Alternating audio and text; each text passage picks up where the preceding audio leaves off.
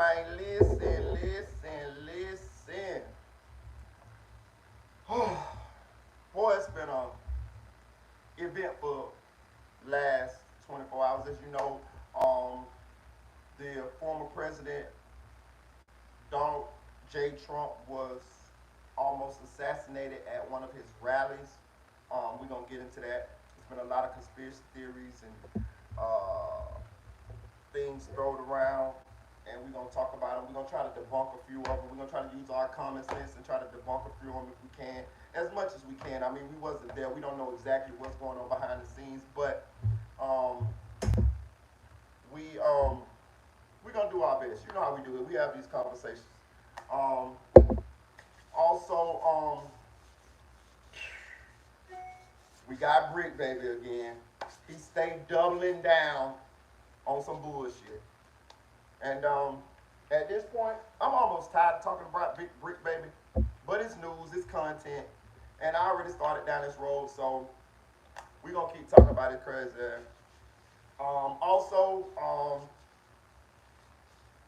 we got Tan the God, Oakland rapper, female rapper Tan the God, was unalive today. You know, certain words to say you can't say on YouTube. I'm trying to get better at not saying them, but she was unalive today. Apparently at her grand opening of her beauty supply store. Shout out to Nate said it. Shout out to Bobo Anderson. And if you don't know who Tan the God is, she's the female rapper that famously made the song about killing her ex-boyfriend, smoking her dead ex. You remember she actually did. She actually unalived her ex-boyfriend allegedly because he was abusing her. And not only did she end up with it making a song about it. She made a song about this guy. You know what I mean? Smoking my dead ex, like real shit. Like it was big probably about a year ago. You know what I mean? She can really rap though. But she was actually unalived at the grand opening of her beauty supply store. My condolences goes out to Tan the God's family. I know it's tragic. You know, anytime we lose somebody, we're gonna talk about that. Also, we got Ralo from Atlanta, the Robin Hood of Atlanta, the mayor of the Bluff. Ralo look like he taking over PRE, man. I ain't gonna even tell y'all no lie. I mean, Ralo on a mission, bro. Like I already see the vision. I already see what Ralo doing. Ralo linking in. He building a team, bro. He building a team. Every time you see his videos now, he rapping for Dolph. He got the whole PRE. He got everybody. I'm talking about he putting on. Ralo got a plan. I'm telling you now. And real niggas linking in. You know, he looking good. He back looking like, you know, he looking like money. He talking that talk. He always been him when it comes to being a street dude. I'm telling you, I'm just saying this now because I see the moves and he making noise. Ralo put some chess pieces together and it's going down. Also, we're gonna talk about Lil Schoon. We're gonna talk about Lil Schoon and the conspiracy surrounding Lil Schoon and his death, the mystery. You know, some people putting it on Nene, some people putting it on Journey. You know, and people is really legitimately trying to solve the Lil Schoon murder on YouTube. You know, we have conversations here. We share theories and our hypotheses and our ideas, but I ain't solving no crimes over here, big dog. I ain't solving no crime. I'm telling you why I ain't solving. I let the other people do that, the people who do that, the police and the other bloggers that do that, and I just report on it after it's over with. You know what I mean? Like, you know what I mean? What we will do is, though, we'll throw around some theories, some ideas, what we think may have happened, and we'll see once the true evidence come out, well, who was right or not. That's how we'll do that. But as far as like just like, oh, I'm finna hit people up and did you kill Lil Schoon? What you did to Lil Schoon? Did you backdoor Lil Schoon? No, I ain't doing all that. No, man. That's the, like Scoom say, that's the job for the laws, man. I ain't the laws, man. That's the job for the laws, man. For real. Shout out to Q Badass. Yeah, that's a job for the laws. Shout out to Chick 1000, aka the Chick 1K. Hit that like button on the way in. That's a job for the laws, man. That ain't Marita boy ain't, you know what I mean? Like, you know what I mean? I ain't doing all that. That's a little too far for me, in my opinion. But you can do what you want to do. I don't have no problem with nobody doing what they want to do on their own platforms. You know what I'm saying? The only time I'm gonna have a problem with you, what you doing on your own platform, is if you misusing that thing to where it could cost somebody their life, like we were just talking about. You know what I'm saying? Real, or well, no, I ain't gonna say I ain't. That's a good segue into what I wanted to start this video off with. Um, it's a blogger out of Chicago named Jess Chris 126. Shout out to Jess Chris 126. I don't know Jess Chris 126, but I subscribe to his channel. I watch Jess Chris 126 sometimes. Sometimes he got good information I like to listen to. I ran across this video that he made 10 hours ago, and it says, YouTubers beware, never take the bait. And I just want to play it really quickly for y'all, so while we give people some time enough to get in here, we can, start the conversations that we really want to have, because, sometimes it takes a little time for the notification things to go out. But he has some good ass advice to YouTubers. And this piggybacks on some of the stuff that I have been telling you guys, and some of the stuff that I went through since I've been here on YouTube, and some of the stuff that people warned me about when I decided to get on YouTube. You know what I'm saying? And I decided to play this for you guys just to give a little bit of time for people to get in here, but also so that if any of you guys are thinking about doing YouTube, just like I know some of you guys are thinking about doing YouTube, and some of you guys do have YouTube channels. He's right. He's right. So I'm gonna play this. I'm gonna play this for you guys, and we really just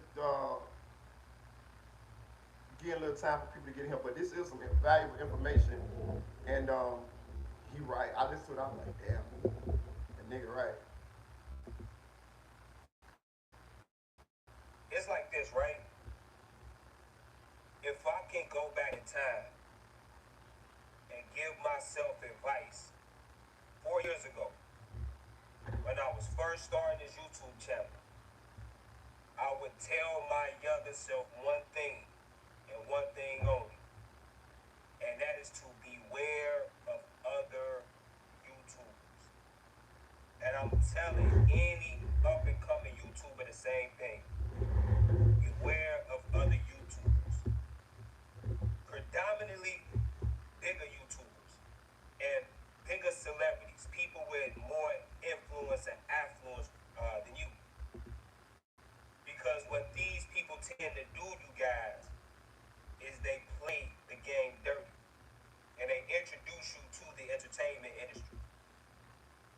Now, a lot of times, bloggers will entice you in a beat.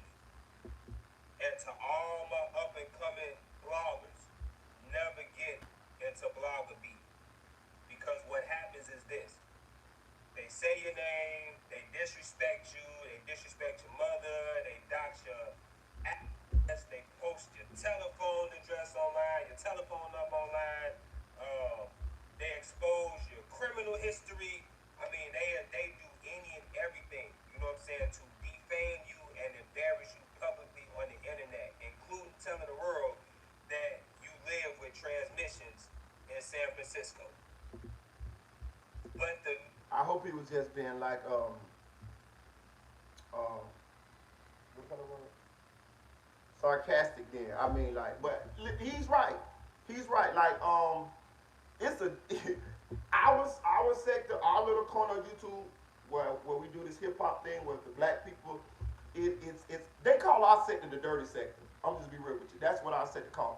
YouTube is big. YouTube is like big as the world. You know what I mean? But we operate in a little small corner of YouTube. Um, but it's a dirty place. Like the people play it dirty. Um, I'm a people person, so naturally I enjoy if I'm doing anything I'm doing, I enjoy being a part of the fraternity. When I rapped, I enjoyed I enjoyed doing songs with other rappers. I enjoyed meeting bigger rappers. I enjoyed building relationships with other rappers, other producers. I mean, producers and things of that nature. Um, Anything I did in life, I always enjoyed being a part of the fraternity, and I wanted to be one of the best at it. So with blogging, of course, I enjoy being a part of the fraternity. I enjoy that my peers know who I am. I enjoy. You guys know who I am, of course, because that's what it's all about. But I enjoy my peers knowing who I am as well.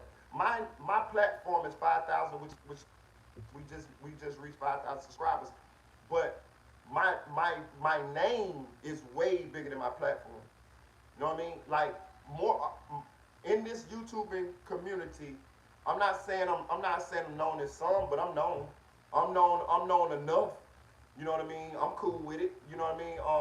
It's enough of my peers who recognize some of the work that I did and some of the things that I brought to um, this game, the YouTube game.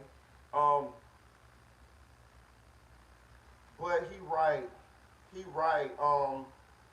If y'all have been watching me on this channel long enough, the trouble that I ran into here on YouTube, it's been dealing with other bloggers. It is. He's right. It is. Bloggers cannot get along for shit. They can't get along. That bloggers, they be cool for a little bit, and then they fall out with each other in the future. You know what I mean? And shout out to Audio Crack. Audio Crack told me this when I first started. But sometimes it's like hard head make a soft ass. Sometimes experience is the best teacher. Hit that like button on the way in. But Audio Crack told me this. I swear, listen. One thing I do, I remember everything somebody told me, especially when I go through it. Shout out SD Chosen. I go when I actually experience it. I can remember who told me about this pitfall. Shout out to Randy, salute. Shout out to TN, shout out to Salute. Um, and Audio told me about dealing with these bloggers and they gonna fall out. You gonna so just keep it to your little core people who you know and you mess with, and don't worry about nobody else. And don't just be trying to be friendly with a lot of these bloggers. And so when I heard Judge Chris saying this, I thought it was good to disseminate to some of y'all who might want to get into blogging or who already have y'all channels, because he's right. He's right. He's right on that. Like it don't it's better. It's for you. My advice would be, if you're gonna be doing this, just stay in your own lane. Just do your thing, and just get tunnel vision. Just learn from other people now. Pay attention, learn, do, educate yourself, but stay in your lane. Don't be trying to be friends with everybody, um, because it's not really a friendly environment. It's a lot of fake friendly environment, but it's not gonna last. Very rarely have I seen a friendship on YouTube between bloggers last. Very rarely. Think about it. Very rarely. Very rarely. So it's just better just to stick to yourself, and that's even why now I get invites all the time to go and be on other people's platforms. People that I respect, people that I don't have that I would go on their platform. Like I would, I'm honored to have the olive branch extended to me to go on their platforms. All of them bigger than me, as far as like they platforms. But being that I done been through that already, and I done learned. I be apprehensive about doing that. The old me, I would have jumped on the motherfuckers. Y'all, I used to be jumping all on people platforms and shit. But the Marita that's done been through this experience, it ain't that important to me no more. I'm more focused on over here because that's how you keep drawing down, and that's why I need to be focusing my energy. But I'm gonna just keep playing Chris because he said some real stuff here. You make one response video. That's when they tell their team of moderators and their other favorite YouTubers to tell their team of moderators and supporters to flag your video, flag your channel, and as a result, you will get demonetized. You all, I'm a smart, stupid individual. So it took me twice to realize this, because I was demonetized twice dealing with YouTubers and mass flagging. And they will do that too. They will do that. Moderate people who have platforms, big platforms, or just some dedicated followers, subscribers. They right or wrong ride with their favorite YouTuber. Right or wrong, we done seen this. We saw this. We saw people riding with Scoom, even though we got the paperwork that he's a pedo. We saw that. We done seen people ride with Trench's News, even though it came out straight up that he was cooperating. And this is how and this is what happens. And to the point where people will attack you, you know what I mean, for even reporting on their favorite bloggers if their favorite bloggers hit the news. You know what I mean? Like Trench's News hit the news. We was doing our job blogging on him, and you had their moderators coming in your chat or their subscribers coming in your chat, threatening, talking junk, trolling, all type of junk. This is how dedicated. This is how dedicated these people be. This is how much power that one can have with these platforms and doing this what we do here. I'm telling you, for real, shit be like serious. Like people really be fanned out, and fan is short for fanatic. And they can get your channel demonetized. You know what I mean? Like they can report you until they get you demonetized. Listen, let me tell you something. Not to keep throwing their names up, but I'm gonna just tell you, I just keep it real. Big Back, Nikki, and fake Timu Chain, man. Y'all know what I'm talking about. That's what they do. They do that. They wanted me so bad to flag Spoon's channel. For real. That came from fake Timu Chain, man. I never did no shit like that in my life. They wanted me to do that shit so bad. Oh, Marita, why you sitting around here just letting them do that? Why you don't flag this channel, flag this channel? I'm going to flag this channel. I'm going to do this. Them. I told fake Timu Chain, man, I say, man, I'd just rather just have it in the streets because it seemed kind of policey to me. I know they ain't really calling the police on the nigga, but it seemed like telling. Like, you know what I mean? Like, I just rather, when I see the nigga or when I catch him, that's when the shit gonna go down. You know what I mean? All that telling on YouTube and all that shit, I don't know. It just didn't seem right to me. But just because of this conversation that we having, I'm just trying to show you the shit that people do. They do this shit. You know what I'm saying? Like real shit. Like I'm gonna tell you something right now. They'll do it to me now. Them motherfuckers don't like me. I'm telling you, I know them. I've been around them bitches long enough to know they hate me. For real. And if I slip anytime, they'll try to get my channel to trust me. I know they'll do it. I done been around them. I heard them talk about other people. That's they way of get back. They don't let shit go. Nothing. Know what I'm saying? For real. But I'm gonna keep playing just Chris because this shit real, bro. For real. Now the God honest truth is this, you guys. I'm successful outside of the platform. You get what I'm saying? So I never really I never was really too bothered by this. Let me open this door for a little bit. It's hot. I never was really overly bothered by this. But after watching Hassan Campbell's video, I started to realize something. If I don't speak out about this whole mass flagging epidemic that's going on predominantly in the black section of YouTube, then I will be being a selfish content creator and a selfish human being. Because Hassan brought up something that really made a lot of sense. Do it, bro. You know, it's a blessing to be able to make money on this platform. Amen. And a lot of people take care of their families on this platform. Amen. Now, like I say, y'all, hit that like button. Hit that like button. Outside of the platform. However, if I was able to earn a little extra money, I would be able to help take care of other people. You know what I'm saying? That really need help. Shout out to Slick Fuller. Shout out to Richard Supreme TV. I'm not gonna get into my personal life or whatever, but like we all black, bro. Like let's be honest, we all black, and we all know how that go. It's very, very hard when you are the breadwinner of your family. Like it's very, very stressful. You get what I'm saying? So I love to, help my family members out. Like who wouldn't want to help their mother out? Who wouldn't want to help their brother out, their sister out? You know what I'm saying? Who wouldn't want to do charity work? Who wouldn't want to have extra time to put things together to help get O-Block top money sentence reduced?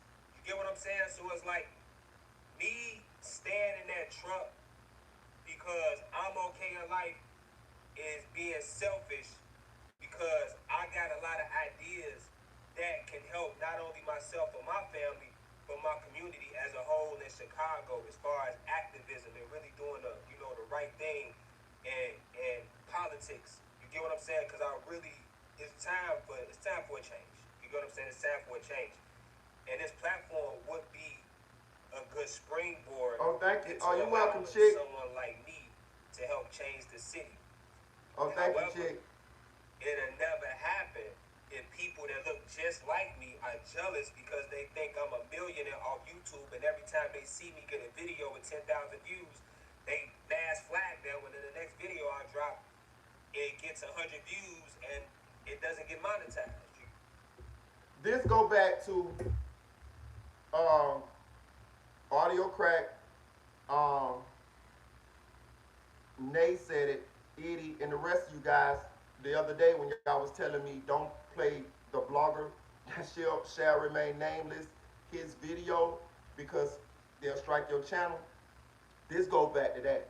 This is part of it.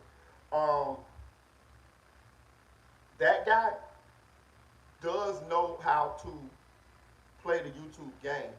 He very slick, cunning, and conniving when it comes to, and he's very vindictive and evil and don't have no type of remorse when it comes to doing this type of stuff when it comes to other bloggers. And this is what they was talking about. Edie was in there too, and they were talking about this too, about that other blogger and the things that he'll do in order to enact revenge on you. Yeah, this is the game they play. I have never been demonetized from another blogger. I got demonetized because I took YouTube clips and I uploaded them as shorts. That's how I got demonetized. I've never been demonetized by another blogger, but I'm gonna tell you this. I know they do it. They do it, and they do it like it's like the number one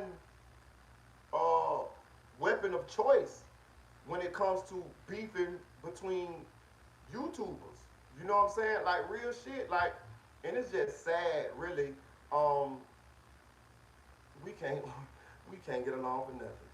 Like we can't get along for nothing. Real talk, we can't get along for nothing. A lot of us don't be happy I'm gonna take it a step further. A lot of us be jealous of other people's success. I never understood that. Listen, I'm telling y'all, that's what I'm trying to tell you. I never had I don't have a, you know the type of jealous I get? Like natural man jealous with my ladies, like that type of shit. Like, you know what I mean? Like girlfriend, boyfriend type jealous. That type of jealous I get. Not no motherfucking jealous of no man. You know what I mean? Like, it's nobody in the world I have ever been jealous of. I promise you, never. I don't know why. I mean, I don't. It's just the way I'm made. I guess some people be jealous. I don't know. I never was made like that. I always congratulated. I got homeboys who got way more money than me. Like, always had more money than me. I never hated on them. I never felt like what they got should be mine. No. I always looked at it like those people grinded and it's their time now. Because I done had my time. Everybody time comes around. It's just when it's your time, it's your time. You done sacrificed, you done worked hard, you done put in the work, and now it's the fruits of your labor. That's how I always looked at it. I always be happy when my homeboys get some shit. I feel like I got it. For real. When my homeboys got some shit, I got it too. Nigga, my homeboys hit a lick, we hit a lick. Really.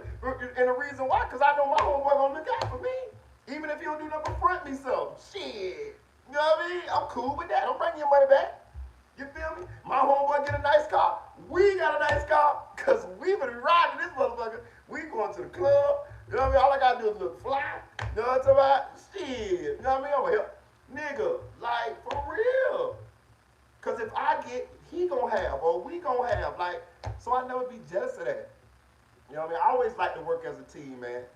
Shout out to Juan Sancho. Shout out to Rico.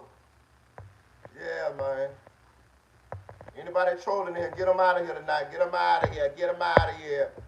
I'm going to keep playing, though. I'll be right back. We're going to get into some real talk in a minute. I'm glad you get y'all a chance to get up in here, man. We're going to rock out tonight. We're rocking out.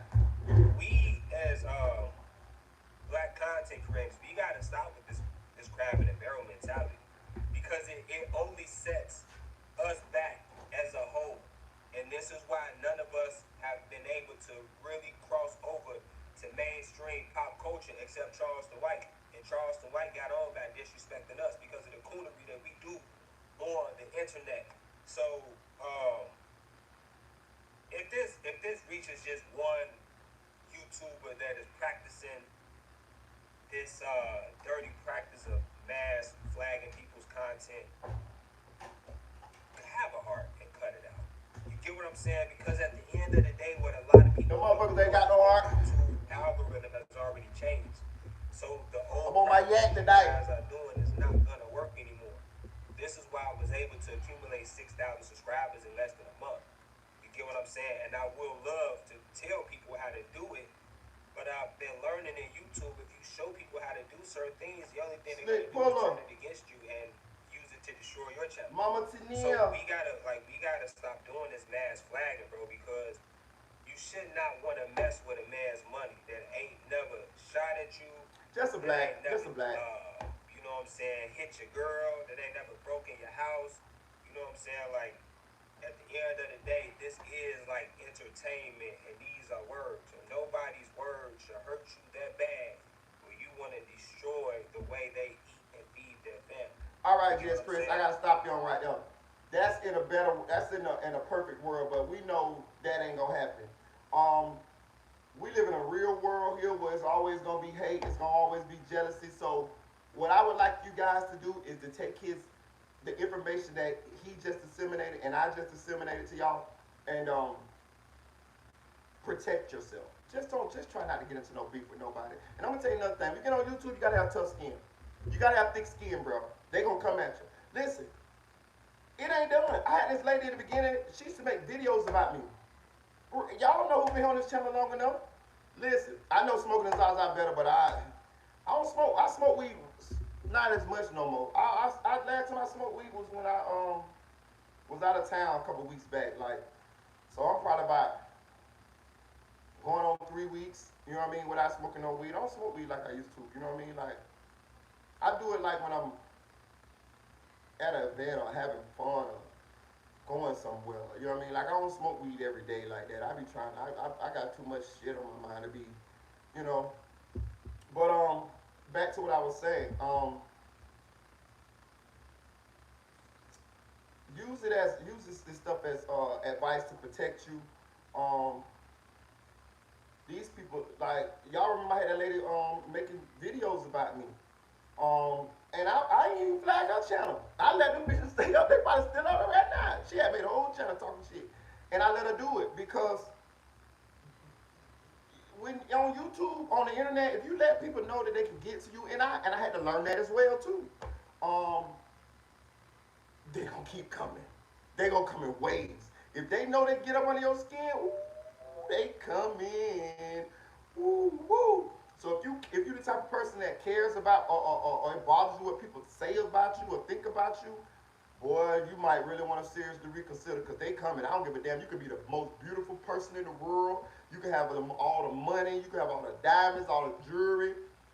They gonna come because there's other people that's probably not happy in their own lives, and they can sit behind computer screens and try to make you feel how they feel. You know what I'm saying? And that's how you got to look at it. You got to be confident within yourself, and and don't worry about that. You know what I mean? Like I know people picked at me for the crime video. Oh, Marita, he crying.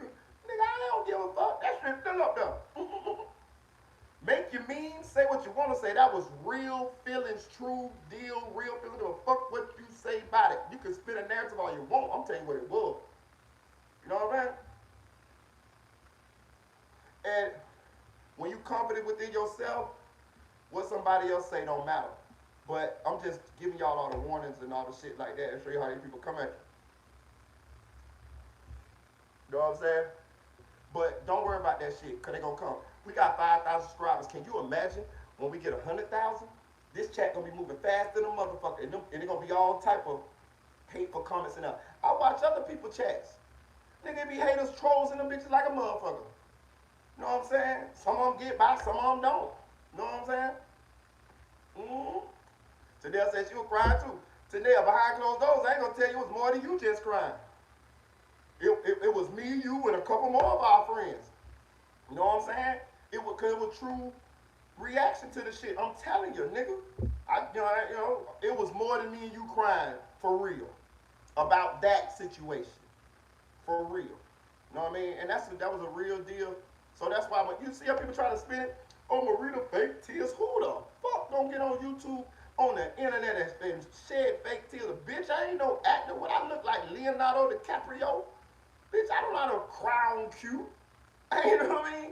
That shit was when I was thinking about it was a lot. It was thinking I lost my friend. I realized the monster that my friend was. It was what I was reading that happened to that little girl. The whole dynamic of the shit. Her mama was dead. This her father. Nigga, man, shit. Hey, I ain't, look, I'm a man, but bitch, I feel for other people. Sometimes I be watching movies and I be getting them feeling the way about the movie. I be like, check me out, Marita's just a movie, them people still alive. Them people ain't dead, Marita, this is a movie. I be like, damn, they good actors, because they had me thinking they dead for real for a split second, you know? So, yeah, man, I'm just trying to tell you. But we gonna move on, though. We gonna move on. We got 25 people here, that's it, though. Hit that like button, Shout out to Just Chris 126. Go subscribe to the channel. Got 56,000 subscribers. He a Chicago blogger. He have good content. You know what I mean? You just gotta know. But shout out to him. Alrighty then. What we gonna get into first? Since I think the Trump one gonna be longer, we gonna get into Tan the God. If y'all don't remember who Tan the God was the female rapper who came out talking about her ex-boyfriend that she killed, and she rapped about it. Smoking. There you go, on phone now. Talking about smoking her dead ex-boyfriend. She actually unalived her ex-boyfriend, allegedly because he was abusing her. She didn't go to prison or nothing, so evidently it was self-defense or whatever. But she went to making songs. She went to making songs about the nigga. Smoking my dead ex. I got the nigga in this wood. You know what I mean? I remember about a year ago where she was killed at her grand opening of her beauty supply store. She's an Oakland native female rapper. And when I seen it come across the airwaves, I didn't remember who she was, and then I went and did my research. I'm like, oh, I remember this girl. So the particulars about the situation ain't out yet. I went on Google trying to find some things. I couldn't find too much. So I think it's an ongoing investigation. So I don't want to speculate as to what the reasoning was, because she could have been into anything. But I'm gonna play for you. She got a lot of songs on it on YouTube. It's Tan the God, Tandagod. And I'm gonna play for you one of her interviews where she was a part of an interview where she was talking about the situation and her dead ex-boyfriend who she blah, blah, blah, blah, blah, blah, blah, blah, blah, blah. Like Truth Teller said, she unalived him.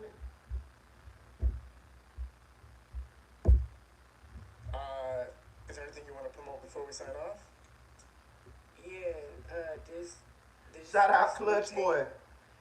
That's about to drop called X Woodpack, smoking on my motherfucking X. That, bro, I'm talking right now with this Nicola. So that is like She's smoking the blunt. She's smoking the wood. Because it sounds like you're not just making it up for no reason. It sounds like everything you make has relatability to your life or some relevance. Smoking that nigga. Are we supposed to talk about this? Is this something like a conversation we're supposed to be having? Okay, what the hell happened? Like, what is that? Like, why? I'm pretty sure that means, if I break it down, that you smoked your ex, which means that he doesn't exist right now. Long as a bitch got legs, I stand on everything I said. I be smoking on my ex. That relationship is dead. I don't never feel the shade, but I see bitches got a shed. I ain't worried about my ex. I put that pussy on his head. That's the thing.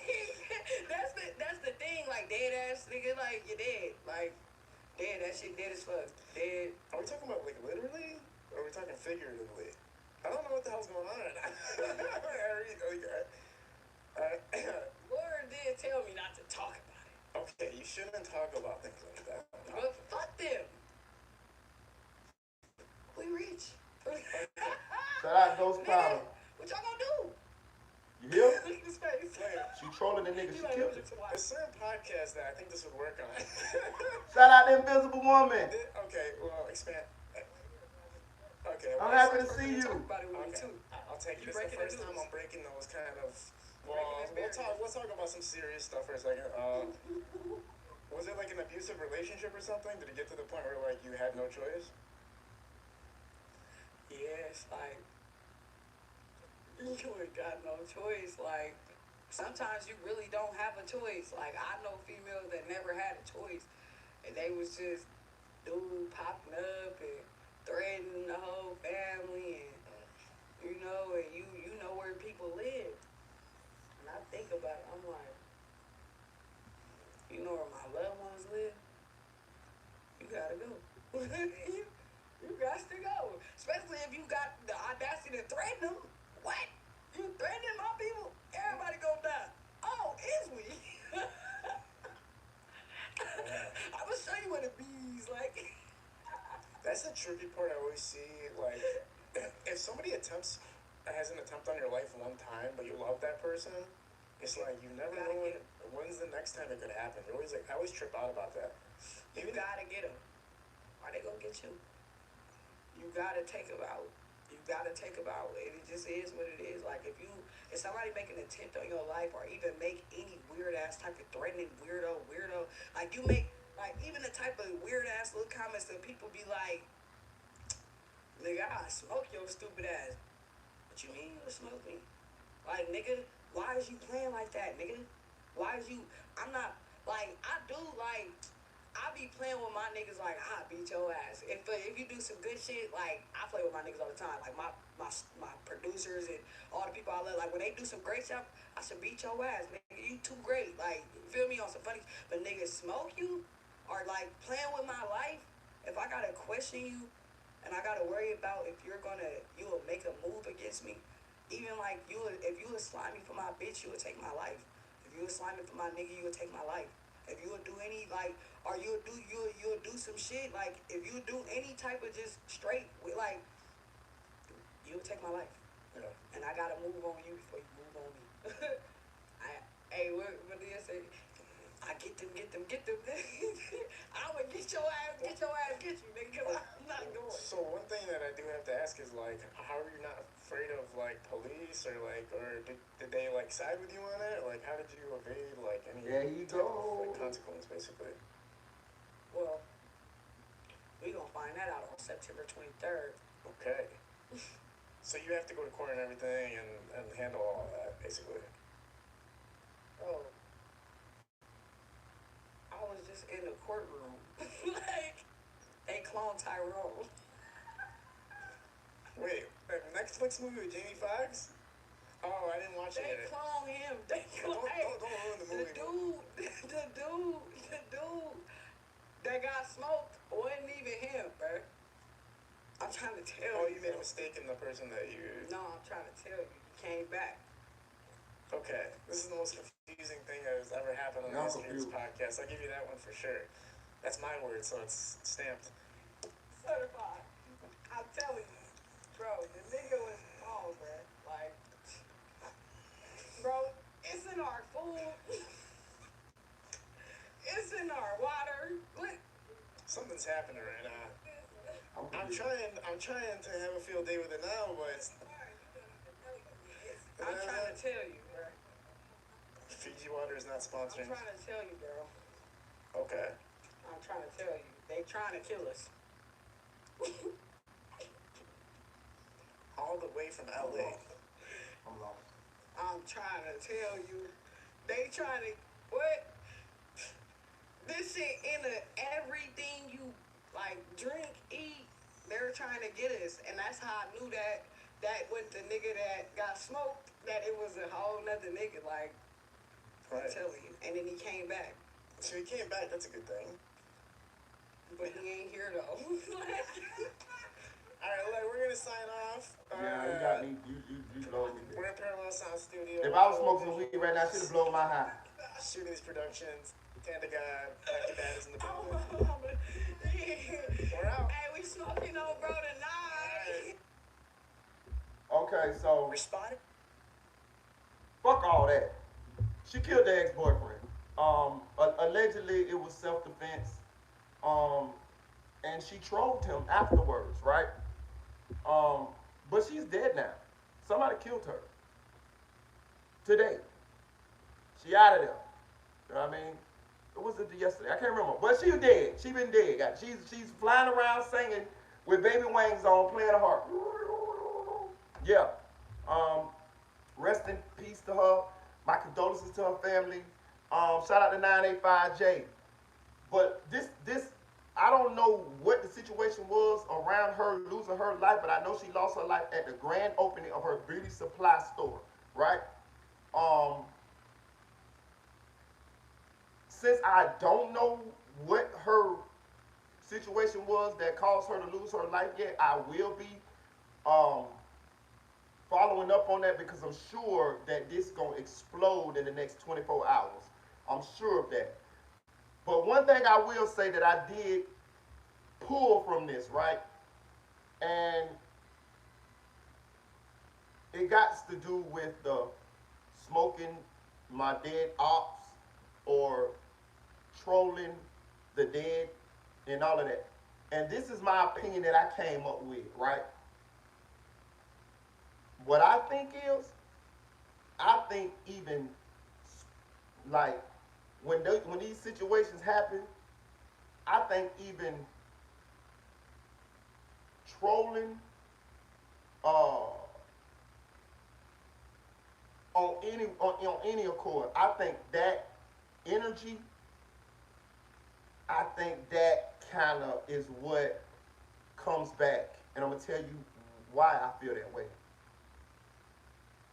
I done seen a couple situations where people been in the wrong and lost their life, and even though they were in the wrong, the people that love them won't get back. We just saw it. We just saw when Bloodhound Lil Jeff went over there and spunked on their ops block, and he lost his life to allegedly to Lil Rob, and it's people that want Lil Rob dead because of that. Now, that man was on his own block, minding his own business, protecting himself and his friends, and you went over there trying to unalive them. You end up losing your life, and now your people want me dead? Because of that, I didn't come over there doing a damn thing to you. You came, I don't know what happened in the future, but that day I didn't fuck with you. You came and brought your ass over here, and now you ain't here no more. That's a decision that you made. But even though because of that, it's people that love these people, and these people want you dead. Kind of remind me of the twin situation. The guy that on a live little twin, we just went over there yesterday. It's people want him dead now because of that. Twin was robbing him. God damn, I can't win for losing. So what I supposed to just let your partner rob me? Let your partner kill me? The point I'm trying to make is, even though these people be out here doing the wrong thing, it's people that care about them. So in my opinion, if you have to defend yourself, and it happens to where you successfully defend yourself, and you kill the person, in my opinion, you know what I think you should do? Don't even speak on it. Don't even speak on it. Let it go. You know why? Because you're rubbing salt in the wound of people who actually care about these other people. Nowadays, people won't get back. Right or wrong, they won't get back. They be hurt because of the people that they love is no longer here no more, and all they see is you, the person that took them away, whether the person that they lost was right or wrong. That's how they see it. You're gonna have enough target on your back anyway nowadays if you successfully defend yourself against somebody. I feel like when you speak on that like that and you troll them like that, because let's be honest, a lot of these people just be trolling just for clout. They might have been scared than a motherfucker when the shit was going down. They might have been lucky, blessed, or whatever at the time, and they end up, God helped them, and they came out and successfully defended themselves. But what they'll do is, once the situation over, they'll make it like, oh, I'm a killer. Oh, I did this, I did that, you know, all that shit. You know, and I think what that does is, I think that puts out that energy in the universe, and now you got a target on your back, a bigger one than you would have had. You know, she was just trolling her ex, and as far as we know, he was abusive. I don't know if he really was, but that's what it seems like. You know, she didn't go to jail for it, so it seemed like it was justified. But if you listening to her speak, she talking like it was premeditated. Oh, you threatening my people? You know my people stay? Oh, you gotta go. You talking like you been thought about this. Like this was premeditated. Was it premeditated or not? I don't know. She could be just capping right here because she was successful.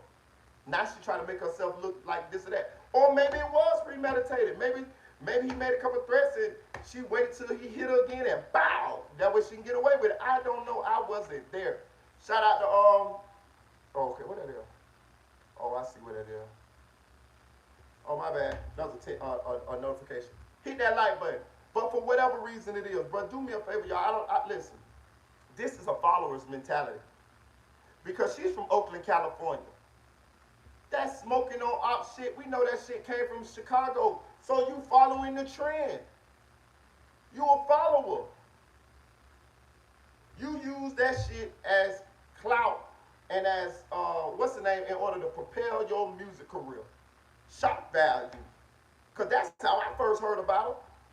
What, you mean she killed her ex and she made a song about it, talking about smoking my dead ex? That was her, that's how I heard about her. She used that for that.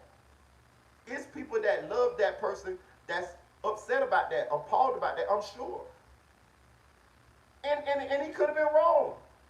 Sometimes you got to think for other people, man. It ain't that you're scary or no shit like that or nothing like that. You should just, you know, be humble about the shit. You know, even if you don't have no regrets about it.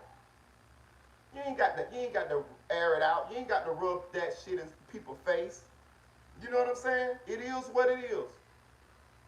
You know what I'm saying? Because it might have been some people on the other side, his mamas, his sisters, or whatever, that fell for you because you're a woman and probably saw him beating your ass or whatever. But when you talk shit about it, now they don't give a fuck. Now they don't like you. They don't like you now. You feel what I'm saying? You got to have a little bit of class about yourself when you're doing these type of things. You know what I mean? Because it comes back. You know what I mean? I ain't saying that's what happened.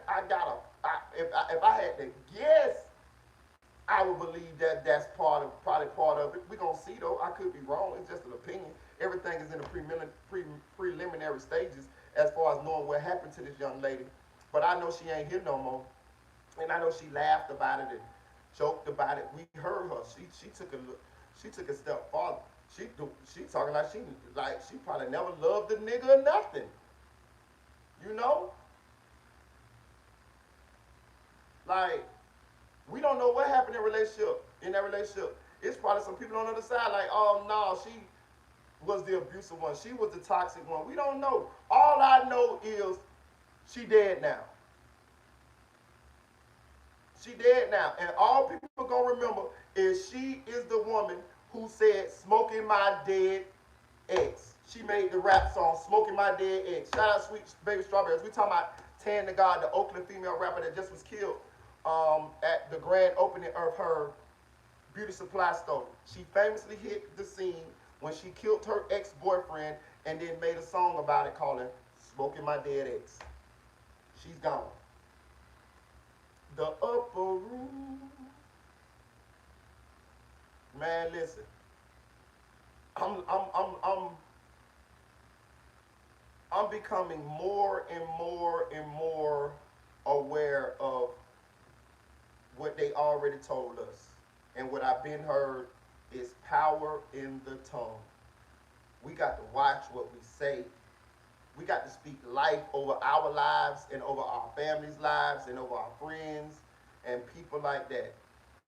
We can't be sitting out here talking about nothing negative. We can't think about nothing negative concerning our life or speaking on anything negative concerning our lives because it's power in the tongue. We just saw Lil Schoon, once Bloodhound Jeff lost his life, Lil Schoon made a post on Instagram with him and Bloodhound Jeff and said, "I see you soon." A month later, he's no longer here. Hit that like button, hit that like button, hit that like button, hit that like button. Know what I'm saying? Shout out to Q Badass. Yeah, man. Shout out to Jeep. Yeah. Shout out to the trolls, man. Get your ass up out here. I ain't got time to play with nobody today. Get him up out of here, Marita. Get him up out of here, Marita. Yeah. Y'all seeing the trolls? Get them up out of here. We ain't got time to play with them today. Even though I don't give a fuck. They don't bother me. But you finna get you up out of here because you don't deserve to be in here. But yeah, rest in heaven to that young lady. My advice to y'all is, if y'all got any ops or somebody did something to you and you in the right and you successfully defended yourself, you killed them or whatever, don't rub it in nobody's face. You know what I mean? Don't even speak on it. Don't even speak on it no more. Don't glorify it. Don't, you know what I mean? It happened. It's over with. You're here. Let the facts be the facts, and let that be. You know what I mean? Because it shouldn't be nothing that you're proud of doing anyway. You know? You shouldn't, even if you're defending yourself and you killed somebody, you should not be happy that had to happen. You should be thankful that you came out with your life and you was able to successfully defend yourself. But you're not supposed to be celebrating that you had to do this to that person. You know? For real. You're supposed to be like, damn, why you made me do that? In your mind, damn, why you made me do that? Why did you even try this move to where I had to do this and now you're no longer here? That's how you should think. I wouldn't say it, but that's how I would think. You know what I mean? And if I had to go to court and talk about it or whatever, I would express remorse. Even if I was in the right, I would do that just out of respect, just out of whether I like that person or not, or whether I really care about what happened to that person or not. I just would respect that that person has family, friends, and they're hurting because of the decision that that person made. You know, and I just be humble about it. That's what I'm saying because I'm not sure, but I'm saying she seems it just the energy that how she was talking about her dead boyfriend that she killed. It you know I'm not saying she should have had any remorse for it, but I'm saying I think she should have had a little bit more class about it and you know talked about it a little bit more. You know what I'm saying? Real shit. But yeah, let's move on. Let's get into Donald Trump. Man, y'all tried to kill Trump, man. Y'all tried to kill pumpkin head. Y'all tried to kill the pumpkin king, man. Bro, it's been a lot of conspiracy theories that's been going around about the attempted assassination of ex-president Donald Trump. Um, I'm hearing that it was staged.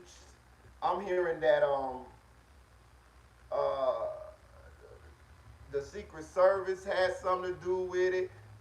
Sleeping Joe Biden has something to do with it. People want Donald Trump dead. We're going to discuss all of that right there. And we're going to try to at least debunk some of the conspiracy theories. Because let me tell you what's going on here. I'm really going to give y'all the game here, right? YouTubers know that people like conspiracies, right? They will purposely drum up conspiracies so that people tune in, clicks, likes, and views. They don't even believe the shit. But if they feel like it can get the having this conversation or fanning the flames of the conspiracy can bring clicks, likes, and views, they'll do it. They'll entertain it for a while. It's all about money to a lot of them, I'm telling you. Even if they know this shit don't make no sense. You know, just like we just had in the Julio Fulio murder, we had the blogger that shall remain nameless fanning the flames of these conspiracies.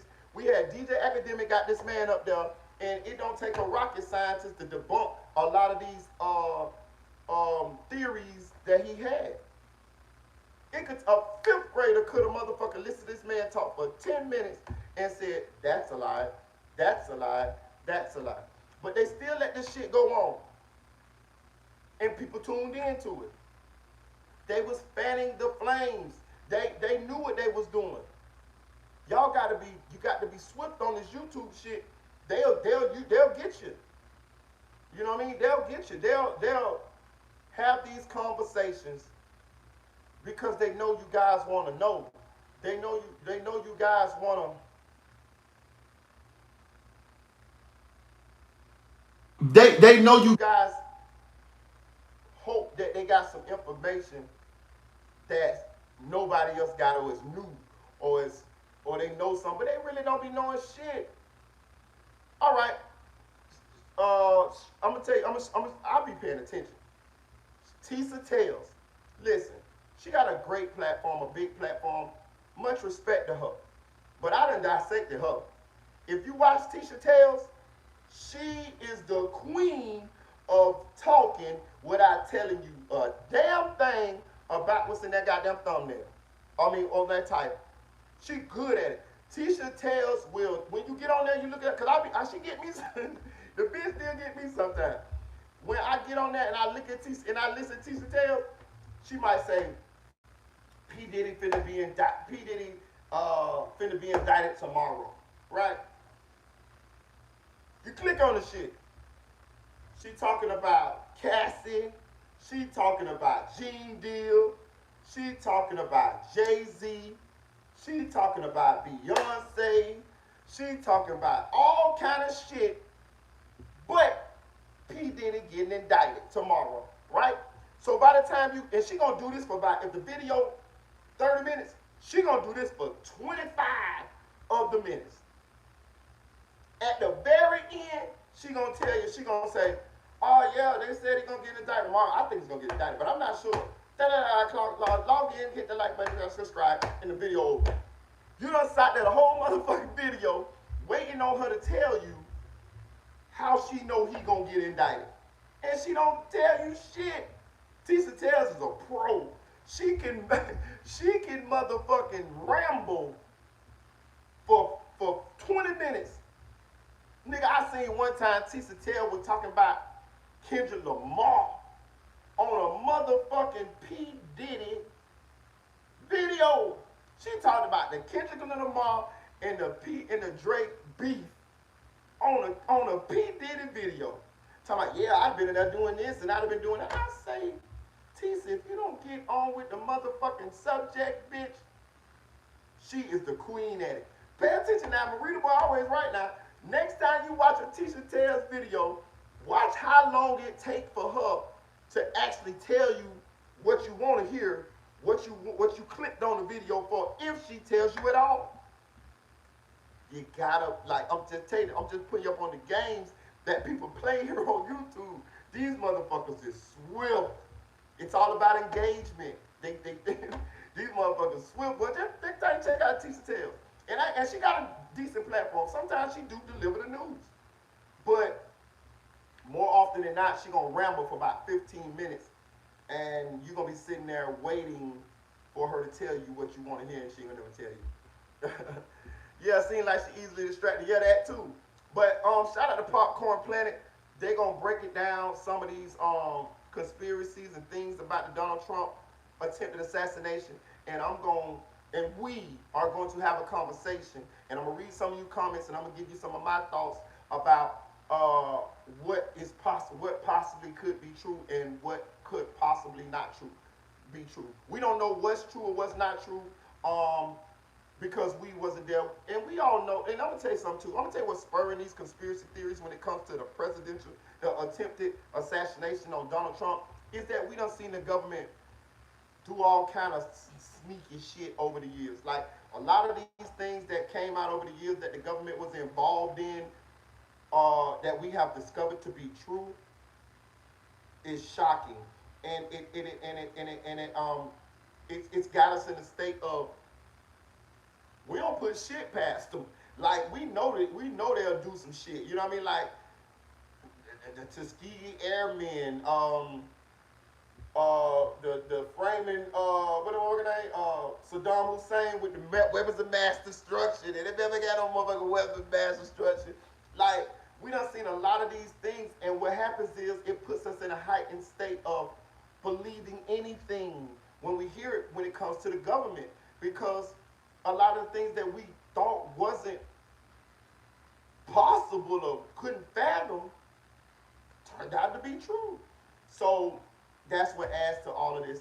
Plus some of the weird things that we have noticed when it comes to the Donald Trump attempted assassination. But we're going to get into it. I'm going to play Popcorn Planet, and we're going to break it down. Hit that like button, hit that like button, hit that like button. It's yesterday's failed assassination attempt at Donald Trump, and it's left me with a lot of questions.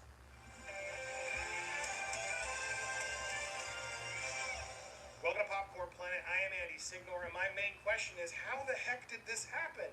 Whatever side you are politically, this is not the way, and I hope we can all agree on that. And that's how I want to cover this story if we continue. I want to know if you want me to cover this, because so much has come in, and I want to play some of it. I'm a little confused. I see what you're saying, saying, Randy. Randy. I'm not trying to say this is staged. Yes, you do got beautiful eyes, Chief. I Chief. want to talk politics. I actually want to share a quick tweet before I even begin that I think speaks true. I never liked this man, and I never will, but this photo swells me with pride. In America, we settle our differences with ballots, not bullets. The image of a presidential candidate, blood on his cheek, defiantly signaling he's still here, should make every red-blooded American weep. Now, I agree. Sadly, this tweet was then used to be political. People are using it to campaign, and that's the problem. I don't want to campaign here. I also just don't want misinformation to be out there, and I want to get to the bottom of how this happened and how do we stop it again. This is one of the most iconic, biggest pop culture moments I can think of. It's also true crime, guys, so I think it's something we could attempt to cover for at least we're going to try, and I'm going to see how you react to this. Tell me if you want to see what I want to start here with this tweet I shared last night. Now, I'm not trying to imply things are staged. I know many people are, and honestly, I can't blame them based on some of the pieces I'm seeing. I want to first start with this, which is this image.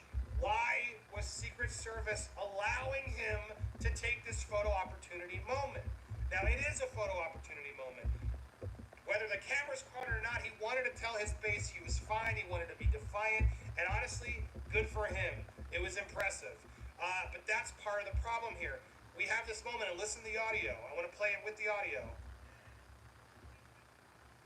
Wait, wait, wait. And for 10 seconds, this Secret Service allows his head to be exposed. I'm sorry, what the hell is this? Now, a lot of you were telling me in night chat, Andy, it was all clear. Was it? Was it all clear? Are they sure? How did they not see the first guy in the first place? Let's, in fact, go to the witnesses who've now come forward in some of the most damning interview footage I've seen, where they say they told everybody and they were ignored. We noticed the guy crawling. Okay, one thing I want to say, because we're gonna try to unpack it as he goes so I don't forget shit. So as far as like they allowed Donald Trump to get a photo op. What he's talking about is once the Secret Service swarmed Donald Trump on the stage and they was trying to protect Donald Trump, you know, like as a human shield. You could hear Donald Trump saying, wait, wait, wait, wait, wait. And he put his hand up and he was like, you know what I mean? Like doing this. What he's saying is the fact that they allowed him to do that adds to the conspiracy that this was staged for him to look, you know, like this, you know, strong, you know, nobody can kill me, Teflon, you know, whatever. I see what he's saying, but I think he's reaching. I think people that believe that is they can use that situation as evidence that this was staged solely.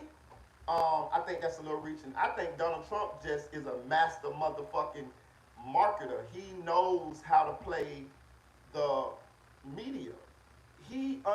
That lets you know that he's a lot of the times when he does what he does, he's thinking about the media. He's thinking about how this could help him with the image. You know what I mean? Like, you know, Donald Trump been on reality TV and shit for a long time. Like, he knows how to maneuver in front of the cameras and things of that nature. I know sometimes he say some weird ass shit, especially when the COVID was going on. Like, Donald Trump, he's saying some crazy ass shit. But all in all, he does know how to play the media. You know what I mean? Let's just be real. Donald Trump won the presidency because he foxed all the other candidates when it came to the media. Donald Trump came up with nicknames for everybody he was running against. That bitch had names for what that motherfucker name? Ted Cruz. He had names for what's the other little boy? The one from Florida. I forgot what his name was. But everybody who Donald Trump went against, he came up with little catchy ass nicknames, trolling names for them, and they stuck to him. They stuck to the people. You know what I mean? Like he played the media better than anybody. He's entertaining.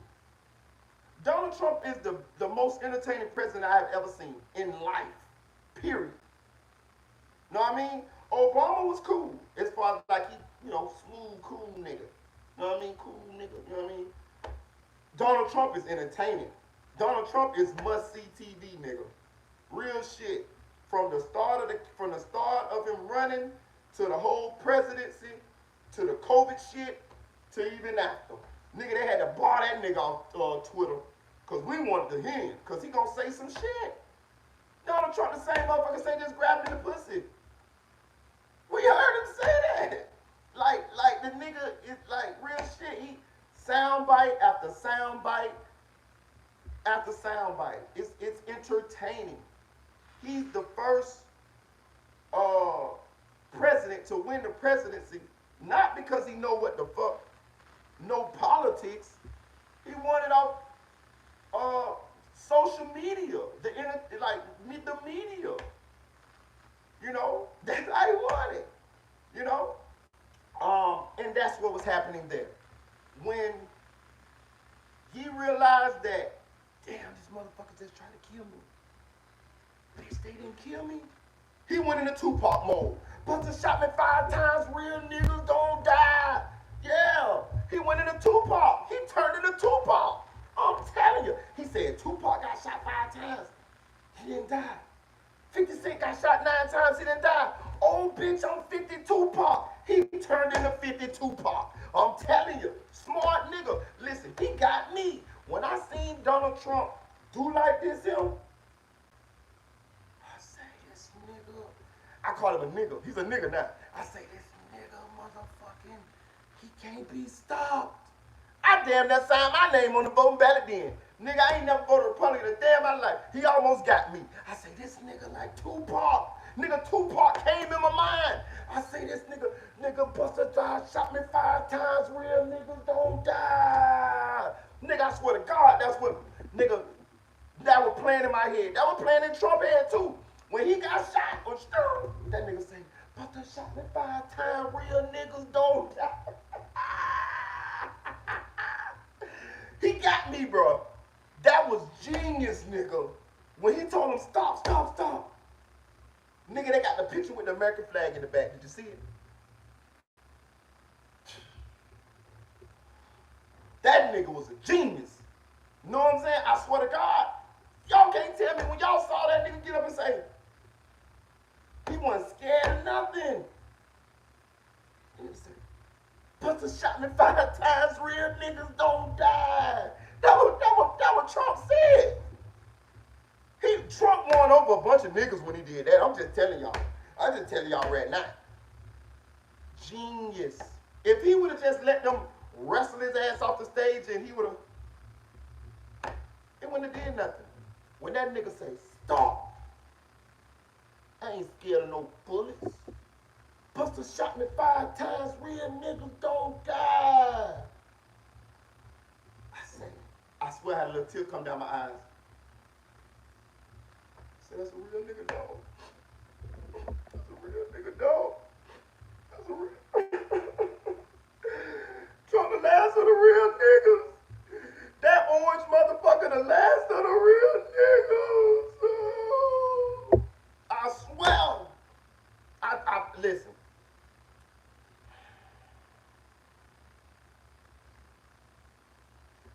We getting Drake away. We'll take Trump. We'll take Trump. We'll take Trump over Drake. Yeah. For real. Real shit. Candace Owens, we'll send your ass over there. Give us Trump. We want Trump. You know what I mean? I see nigga in him. I see nigga in this nigga. I see nigga in him, dog. I know. Bro, y'all can't tell me Trump ain't get in the White House and do a bunch of nigga shit. He did everything but eat chicken wings and watermelons, nigga. I swear. Took money, did all kind of fuck shit. Man, for real. Fuck strippers, porn stars, man. I see nigga in him. He purple, he orange than a bitch. And I know he come from the Caucasus Mountains. But he the closest white nigga that I ever seen. You know what I mean? Like, I'm just telling you. Listen, trust me when I tell you, I'm from the hood, nigga. That nigga gave us stimulus packages. That nigga, listen, I'm gonna tell you something. My condolences to everybody that lost somebody during COVID. My kids lost their mama, so I don't want to make light of this, but I just want to speak on something real quick here.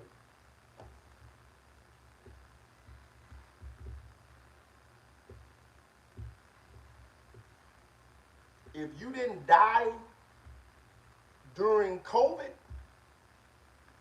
nigga, that was the best time ever in life for you. Nigga, if you did not die or didn't lose somebody you was close to in COVID,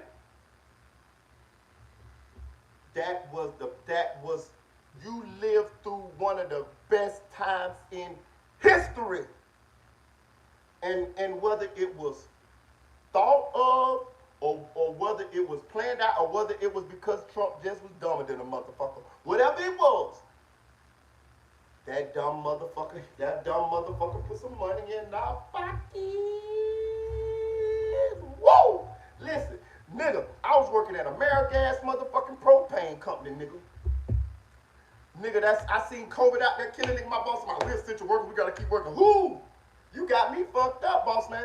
Hey, look, listen. I told the boss man, I said, boss man, I'm going on short-term disability. He talking about, oh, we gonna keep you working, Michael. You know what I mean, like this. Who? Man, I'm not gonna keep working here, fuck around, lose my life, and leave my children without a father. Cause you talking about that, oh, it's not gonna happen to you and this and that. You're not gonna die, bitch. I see people dying on the news every day, and you want me to keep coming working? I tell you what, let me take my short-term disability. He said, all right. So they let me take my short-term disability, right? Like 2 weeks. When I came back, I was telling everybody at the job, hey, listen, I tell everybody at the job, nigga, COVID out there, what y'all working for? I done almost started a mutiny at the job, right? So they told the boss man, right? Listen, they told the boss man. So he came to me. He put me way in the back where I couldn't talk to nobody, right? So then he came back to me. He said, Michael, he said, let me tell you what to do. He said, I said, boss man, I really don't feel like, I really can't, you know what I mean, keep doing this. He said, I tell you what. He said, we can come with a plan. He said, I want you to miss a couple days. He said, miss like 1 day a week. I said, why? He said, because I'm going to fire you. He said, miss 1 day a week. He said, we're going to do this for about a month. Miss 1 or 2 days a week. He said, I'm going to fire you. He said, but it's the plan. He said, when I fire you, I'm going to put it where you get unemployment. I said, okay. I did the calculate in my head. Nigga.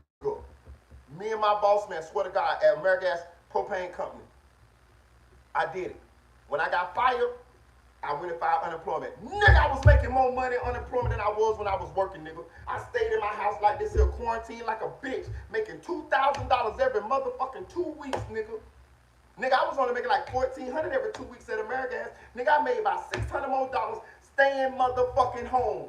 Nigga, on God, nigga. Put up in the demon on God. Looking like I still do fraud. Lord, forgive me if you motherfucking got a PPP loan. Who? Bro, I made a lot of motherfucking money 2021, nigga. I'ma just tell you that. Tell you that. If you know, you know. You know what I mean? I went to Puerto Rico and all type of shit, baby. You know what I'm saying? Straight up. You know what I mean? Pull up in the demon on God. Like I still do fraud. That was because of dumbass Trump. Didn't cut the goddamn travel shit down, and COVID hopped his ass over here, and voila. I'm just saying. Everybody I knew had money. Everybody I knew had money. Whether it was a mistake or not, like, some people lost their life. That's why I ain't gonna gloss over it like that. My kids lost their mama. You know what I mean? But they didn't lose her in 2021. She died 2 years ago, like 2020. You know what I'm saying? COVID was kind of over when she had got the COVID shot and everything. So, but still, so that's why I want to gloss over. I do understand people that lost people in COVID. But what I'm saying is, you will never get that time again. You will never have that time again where they was giving out that kind of money from the government. They was printing that shit out. You know what I'm saying? Like, so, black people remember that. I'm just telling you, Trump probably won't, I mean, it ain't nothing, he ain't gonna, when he get elected again, you know, he ain't gonna be able to give a bitch no money like that. But black people remember that. People from the hood remember that. People can't tell you, listen, much respect to Obama. I enjoyed Obama's presidency. It was a cool presidency. You know, it was real smooth. But people can't really tell you what Obama did. Even black people. Only black people can tell you what Obama did is people like Roland Martin and people who in on the civil rights and stuff like that. But the common black person cannot tell you what Obama gave black people other than Obamacare. And I think he gave like a $200 stimulus one time. When they think of Trump, they think about PPP loans and unemployment. I'm telling you. Like real shit. Real shit. So it translate, and he already got the rednecks and the alt right and the racist white folks on his team. He got the Latinos too. The Cubans helped tip the election when he beat Hillary Clinton, and now he got to go against Sleepy Joe Biden, who just introduced the president of Ukraine as Vladimir Putin. Y'all ain't seen that clip? Ukraine is in a war with Russia. Joe Biden just introduced the president of Ukraine as Vladimir Putin. On top of he got a crackhead ass son that's leaving crack all over the White House. Hunter Biden left crack in the White House. I promise you, y'all don't remember this? Y'all remember they found the cocaine in the White House about a couple years ago? And talking about we don't know what happened to how it got here. Bullshit, yes we do. Hunter Biden crackheaded ass left it there. He was on one that night, goddammit. Bruh, Joe Biden don't know where he at. Listen, I don't got no problem with Joe Biden at all. At all. I don't give a fuck who, like, really, honestly. You know what I mean? That's why whatever your political views is, you welcome here, nigga. If you're black, you want to vote Republican. If you're white, you want to vote Republican. That's your black. It don't matter, Democrat, whatever. That's your God-given right as an American. You got a problem with who in the power? Bitch, go vote. But I don't give a fuck who you vote for. You know what I'm saying? But I'm just trying to show you. Plus, this nigga just Buster shot me 5 times. Real niggas don't die. Nigga, Trump might have well would have thrown up some gang signs. Nigga, Crip walked off that bitch. Trump should have Crip walked off that bitch, my nigga, on everything, nigga. We gonna keep playing it though. That nigga, I'm telling you now. Army, bear crawling up the roof of the building beside us, 50 feet away from us. So we're standing there, we're pointing at the guy crawling up the roof. And he had a gun, right? He had a rifle. We could clearly see him with a rifle. Absolutely. We're pointing at him. The police are down there running around on the ground. We're like, hey, man, there's a guy on the roof with a rifle. And the police were like, huh, what? Like they didn't know what was going on. We're like, hey, right here on the roof. We can see him from right here. We see him. He's crawling. And next thing you know, I'm thinking to myself, why is Trump still speaking? Why have they not pulled him off the stage? I'm standing there pointing at him for, 2 or 3 minutes. Secret Service is looking at us from the top of the barn. I'm pointing at that roof, just standing there like this. And next thing you know, 5 shots ring out. So you're certain that the shots came from that guy on the roof? 100%. 100%. And he was up there for a couple of minutes. He was up there. You saw him up there for a couple of minutes. Absolutely. At least 3 to 4 minutes. And you were telling the police and the Secret Service. We were telling the police. We were pointing at them for the Secret Service, who were looking at us from the top of the barn. They were looking at us the whole time when we were standing by that tree. Could they see binoculars? Could they see it? Probably not, because the roof, the way the slope went, he was behind where they could see. But why is there not Secret Service on all of these roofs here? Great question. I mean, this is not a big place. Did you see, obviously everyone, when the shooting started, Anyway, so they get a little bit more specific, but he makes it very clear, and we're reiterating There are 2 buildings around here. Why is Secret Service not on every building here? Well, there's a whole bunch of questions, I think, that are going to come. There's a whole bunch of questions. Okay, now let's unpack this conspiracy theory that the participants of the rally saw the shooter climbing up onto the roof, alerted police and Secret Service agents prior to him getting any shots off, and they did nothing. This conspiracy theory, I think, has legs. And let's unpack this, right? I've heard people say that people want Trump unalive. I believe that. I 100% I believe that. You know what I mean? I 100% believe there's people that want Trump unalive. There's people that want Joe Biden unalive too.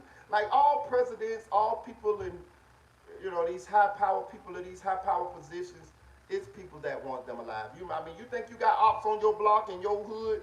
These people got a lot of ops, like real shit, and they got like real ops, like like spies and goddamn, uh, you know, men in black and shit. Like they got real ops, like real deal ops that like really get people up out of here and shit. Different ways, you know.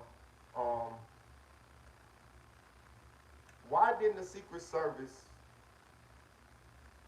Why was this guy allowed to get on the roof to get a couple shots off to shoot Donald Trump in his ear? And if I'm not mistaken, there's another person that died too. Get in the comment section. I need to know this before I go any further. Didn't somebody else die other than the shooter? Get in the comment section. Let me know because I need to know this because I know they said somebody died. I think one of the people at the rally, did they die? Get in the comment section. Let me know because I'm not sure about this. But I heard it was some person that died at the rally. Or was they talking about the shooter himself? But either way, but get in the comment section. Let me know. Let me know. Shout out to Mr. Bashman. He says CIA. I'm telling you for real. Shout out to the Loud House for real. Hey, look. But get in the comment section. Let me know. Hit that like button, guys. Hit that like button. We finna dig. Now, this conspiracy theory I think has legs. This is the Secret Service, bro. Like y'all are supposed to be like the most elite bodyguards there is. Okay, so Invisible Woman said that somebody else did die. Okay, cool. You guys are supposed to be the most elite security system, security people that there is, right? Your job, you got one motherfucking job, bitch. One job. And it ain't like we have presidential assassination attempts regularly. The last one that I can remember was Ronald Reagan, you know what I mean? You know, in the 80s. So, but you guys are supposed to be the best of the best. How was this man allowed to climb on the roof, perch on the roof, a roof that y'all should have been on? He had a clear line of sight shot at the former president of the United States, Donald Trump. Like, honestly, hit that like button. Honestly, if I'm somebody that's in charge and you motherfuckers let that happen, all you bitches fired. Every motherfucker, like, for real, all you bitches gone. All you bitches in the soup line today because that's unacceptable. Yeah, he didn't get killed, but he could have. Like, it's no excuse for that. It's no excuse for that. You had people at the rally telling you, look, up there, it's a bird, it's a plane. It's Lee Harvey Oswald.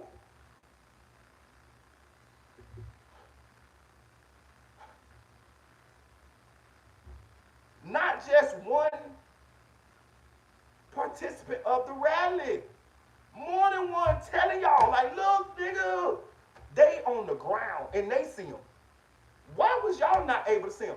Another thing, y'all motherfuckers have drones and all type of shit securing the perimeter. Like, this is unacceptable. This is unacceptable right here. So as far as the conspiracy theory as to how that guy got that in that position without the Secret Service doing anything about it until after he had done got some shots off and shooting the president, ex-president in the ear and killing another participant, I think that's what they said happened. I think this conspiracy does have legs. I think that given the reputation of the Secret Service and how thorough they are, how good they are at their jobs, and we're going to get into that too in a little bit. If you believe the theory, the conspiracy theory that somebody wanted Trump out of here and it was allowed to happen, that guy was allowed to get onto that roof, I cannot deny that. Because it makes sense. It's plausible. Knowing the history of these type of things and the secrecy that surrounds these type of things, looking at Sleepy Joe Biden was just he's having trouble in his campaign because the lobbyists, the people that's contributing to his campaign, are actually wanting him to drop out of the race, and they're actually freezing up on the donor money because they saying that they will not donate to his campaign any further until he drops out.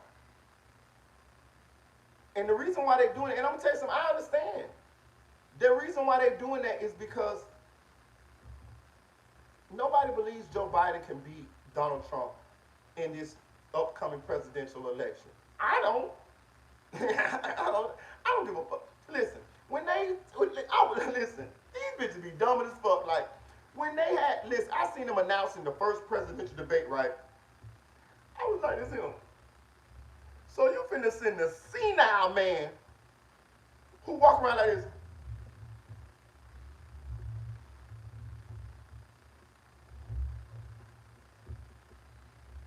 You finna send him up there to debate Donald Trump?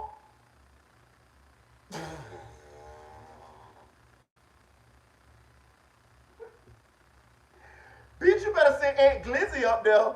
You know what I mean? You better send Aunt Glizzy or somebody that know how to talk, or Charleston White. You better send Charleston White up there. Bitch, Sleepy Joe Biden, who don't know where he at, who go to talking about puppies and shit in the middle.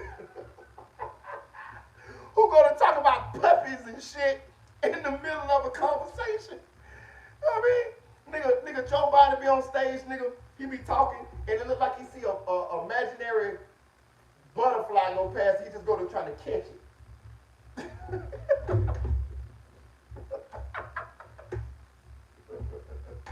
What you doing, Joe? Huh? You mean to you motherfucker finna put him up there with Donald Trump? So I knew that wasn't gonna work. Check the show. Donald Trump cooked his ass in that motherfucker, right? So the point I'm trying to make is people, and I'm gonna say this too before I forget. You know the things that we done seen Sleepy Joe Biden do on camera? Can you imagine the shit that we ain't seen? Can you imagine the shit that is happening in the White House that that happen every day that we don't know about? Can you imagine being a maid or a butler in the goddamn White House and Joe Biden just floating around that motherfucker at about 3 in the morning with his pajamas on, and you don't know, like, he that bitch like a ghost in that motherfucker. You know what I mean? Like, real shit. I'm telling you, man. Listen. I knew that wasn't gonna work. So what's happening is the people, the lobbyists, the Democratic Party, you know, they seeing that he can't beat Donald Trump. So why are we gonna put our money behind him? We just throwing money away. And let's be honest, we know why these big corporations, these companies, these businessmen put money behind presidential candidates or into political campaigns. It's so they can have a benefit. They can benefit from it. They're gonna pass certain laws that's beneficial to the lobbyists. They're gonna have some construction going on, or let certain things happen. So these people are putting their money behind these presidential candidates or political candidates for a reason. It reciprocal. It comes back. What the fuck we finna give you $90 million Sleepy Joe Biden and you ain't finna win for? That's what's going on. So I see people that's mad about it, like D.L. Hewley and all of that shit. Man, fuck all that shit. This shit just simple math. 1, 2, 3. Why is we finna put money behind this man when he can't beat Donald Trump? I ain't finna do that either. I'm not finna throw my motherfucking money away about like that. Might well keep it. He ain't gonna win no way. Millions of dollars. We gotta put somebody up there. I'm just saying, if I was them people, I'm just speaking. I'm figuring how they think. You gotta put somebody there who got at least a chance of being the Pumpkin King. You know what I mean? The realest nigga that ever touched the motherfucking White House. Buster shot me 5 times, real niggas. niggas don't die. Nigga, that's Trump doing the crib walk off the stage, nigga. You know what I'm saying? Real shit. So that's what's going on. But, so, is it plausible that they felt like this was one of the only options that they could come up with in order to secure a win is to get Trump out of the way? I don't know. We just discussing the theories here, the conspiracy theories. But that one has legs. That one is plausible. So we 1-1. We're not gonna throw that one away. We're gonna leave that one on the table. Because Secret Service, y'all let that motherfucker through, man. Y'all let that motherfucker through. Y'all let the motherfucker through. Hit that like button, y'all. Please donate to the channel. The Cash App is pinned in the chat. We got a $20 goal. You know what I mean? Make America great again. Buster shot me 5 times. Real niggas don't die. Nigga, I swear to God, I wish Trump would have walked off that motherfucking stage, nigga. That shit would have been gangster. They not like us. They not like us. They not like us. I'm telling you, that shit would have been cold. But yeah, so Secret Service, y'all motherfuckers got some explaining to do. Because y'all let that motherfucker get all the way up on that stage. Did you see this motherfucker too? Listen, let's talk about this too for a second. Did you see the guy that allegedly, did you see the guy that did this shit? That motherfucker, that bitch look like Joe Dirt. That bitch look like Short Bus Shorty. That bitch look like he ain't got sense God gave a Billy Goat. He had a mullet. That bitch look like Sweet Home Alabama. Good time. Uh-oh, there go the conspiracy, y'all.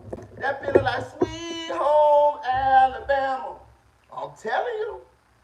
Man, I'm coming home to you. I'm telling you.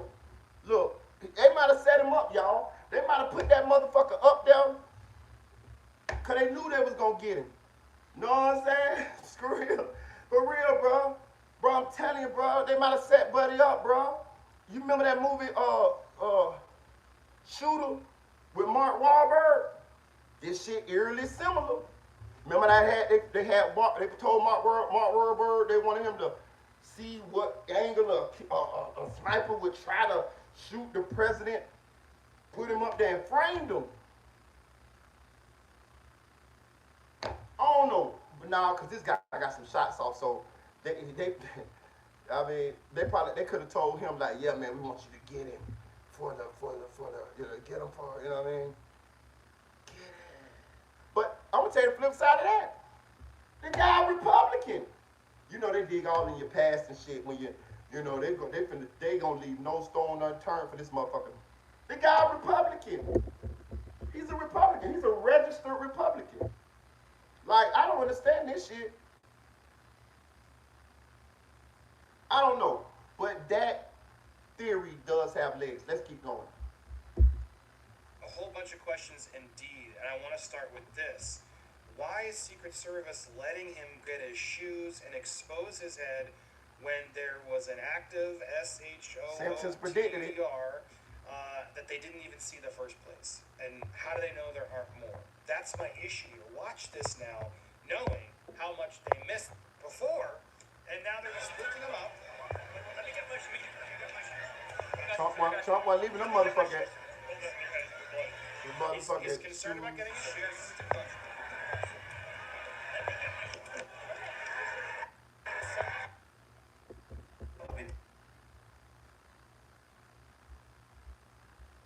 Oh yeah, hey,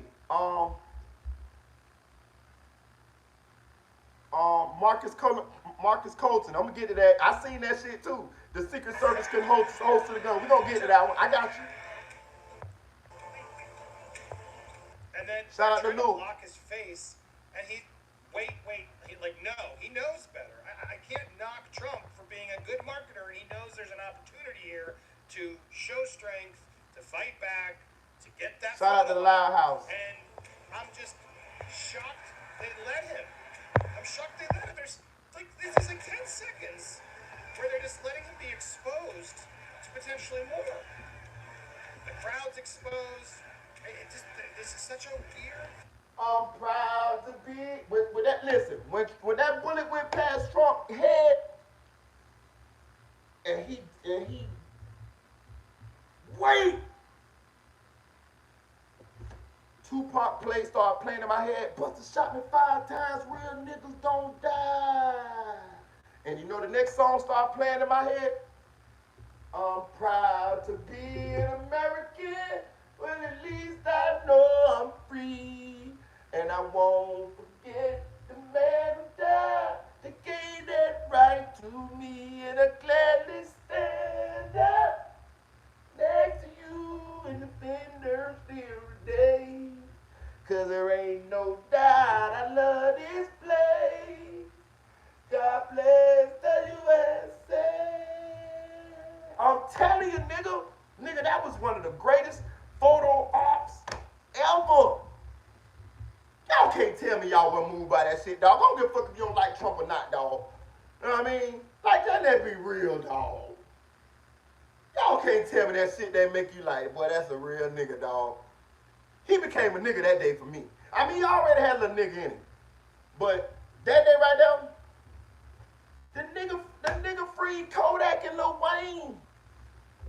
Trump a nigga. Listen. I know he got a sketchy past to some of y'all. I know some of y'all want to paint him a certain kind of way. And I'm not saying it's not warranted sometimes. But I'm just saying, y'all can't tell me y'all wasn't moved when he stood in the paint that motherfucking bullet. Y'all gotta think, this man ain't never been in no shit like this before. He ain't from the hood. He ain't been in shootouts and shit like that. He stood in the paint the first time. Wait!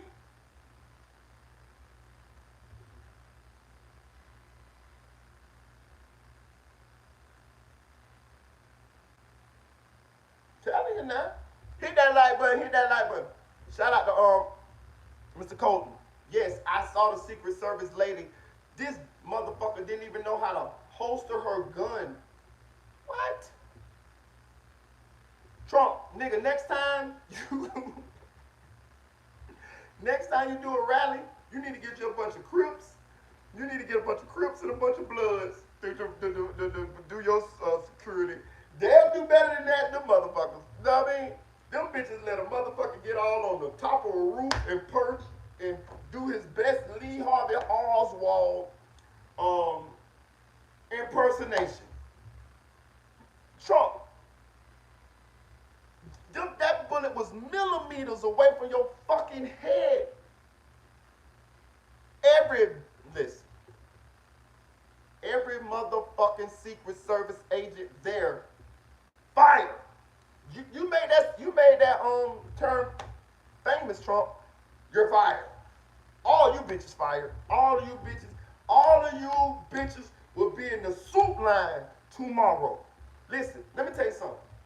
I'm so nasty. I would ruin them bitches' careers. Like I would bitch, I would have where you can't get a job at Walmart. I could have been dead. This your job. You bitches listen. And I'm gonna say, think about this too. They got the easiest job ever. Nobody tries to kill the president anymore, or the former president. Nobody. This is the first time that happened in decades. Which means them people right there ain't did nothing but train like somebody was finna kill the president or what you should do. But they never had no incidences that happen. That's why that bitch ain't know how to holster that gun, Mr. Colton. That's why nobody know how to holster that motherfucking gun. You seen that bitch? She like, listen, I'm a holster. Bitch, you been getting free money. You motherfuckers been raping fucking the company and killing time. Yeah, y'all motherfuckers ain't do the motherfucking thing. All them bitches be fired. Shout out to Randy. Every bitch that was supposed to be protecting Trump need to be fired. Because we looking at you bitches like y'all in this conspiracy. Because how y'all let Joe Dirt get all the way up on the top of that motherfucking roof and perch, and the motherfucking people at the rally seen him, but you didn't see him. And y'all, what y'all bitch was on Fetty Walk? Y'all was on Fetty in that motherfucker? What's going on? Or y'all into it? Them bitches need to be getting interrogated right now. I be waterboarding all of them bitches right now. I be accusing every Secret Service agent of some kind of conspiracy. I be lying to them. I be in that bitch. You know you done fucked up, don't you? You know you done fucked up, don't you? I be on all them bitches because something ain't right here. Something ain't right. The people at the rally saw the fucking guy getting up there. They told y'all and y'all still let him get up there and get a couple shots off. Like truth teller say.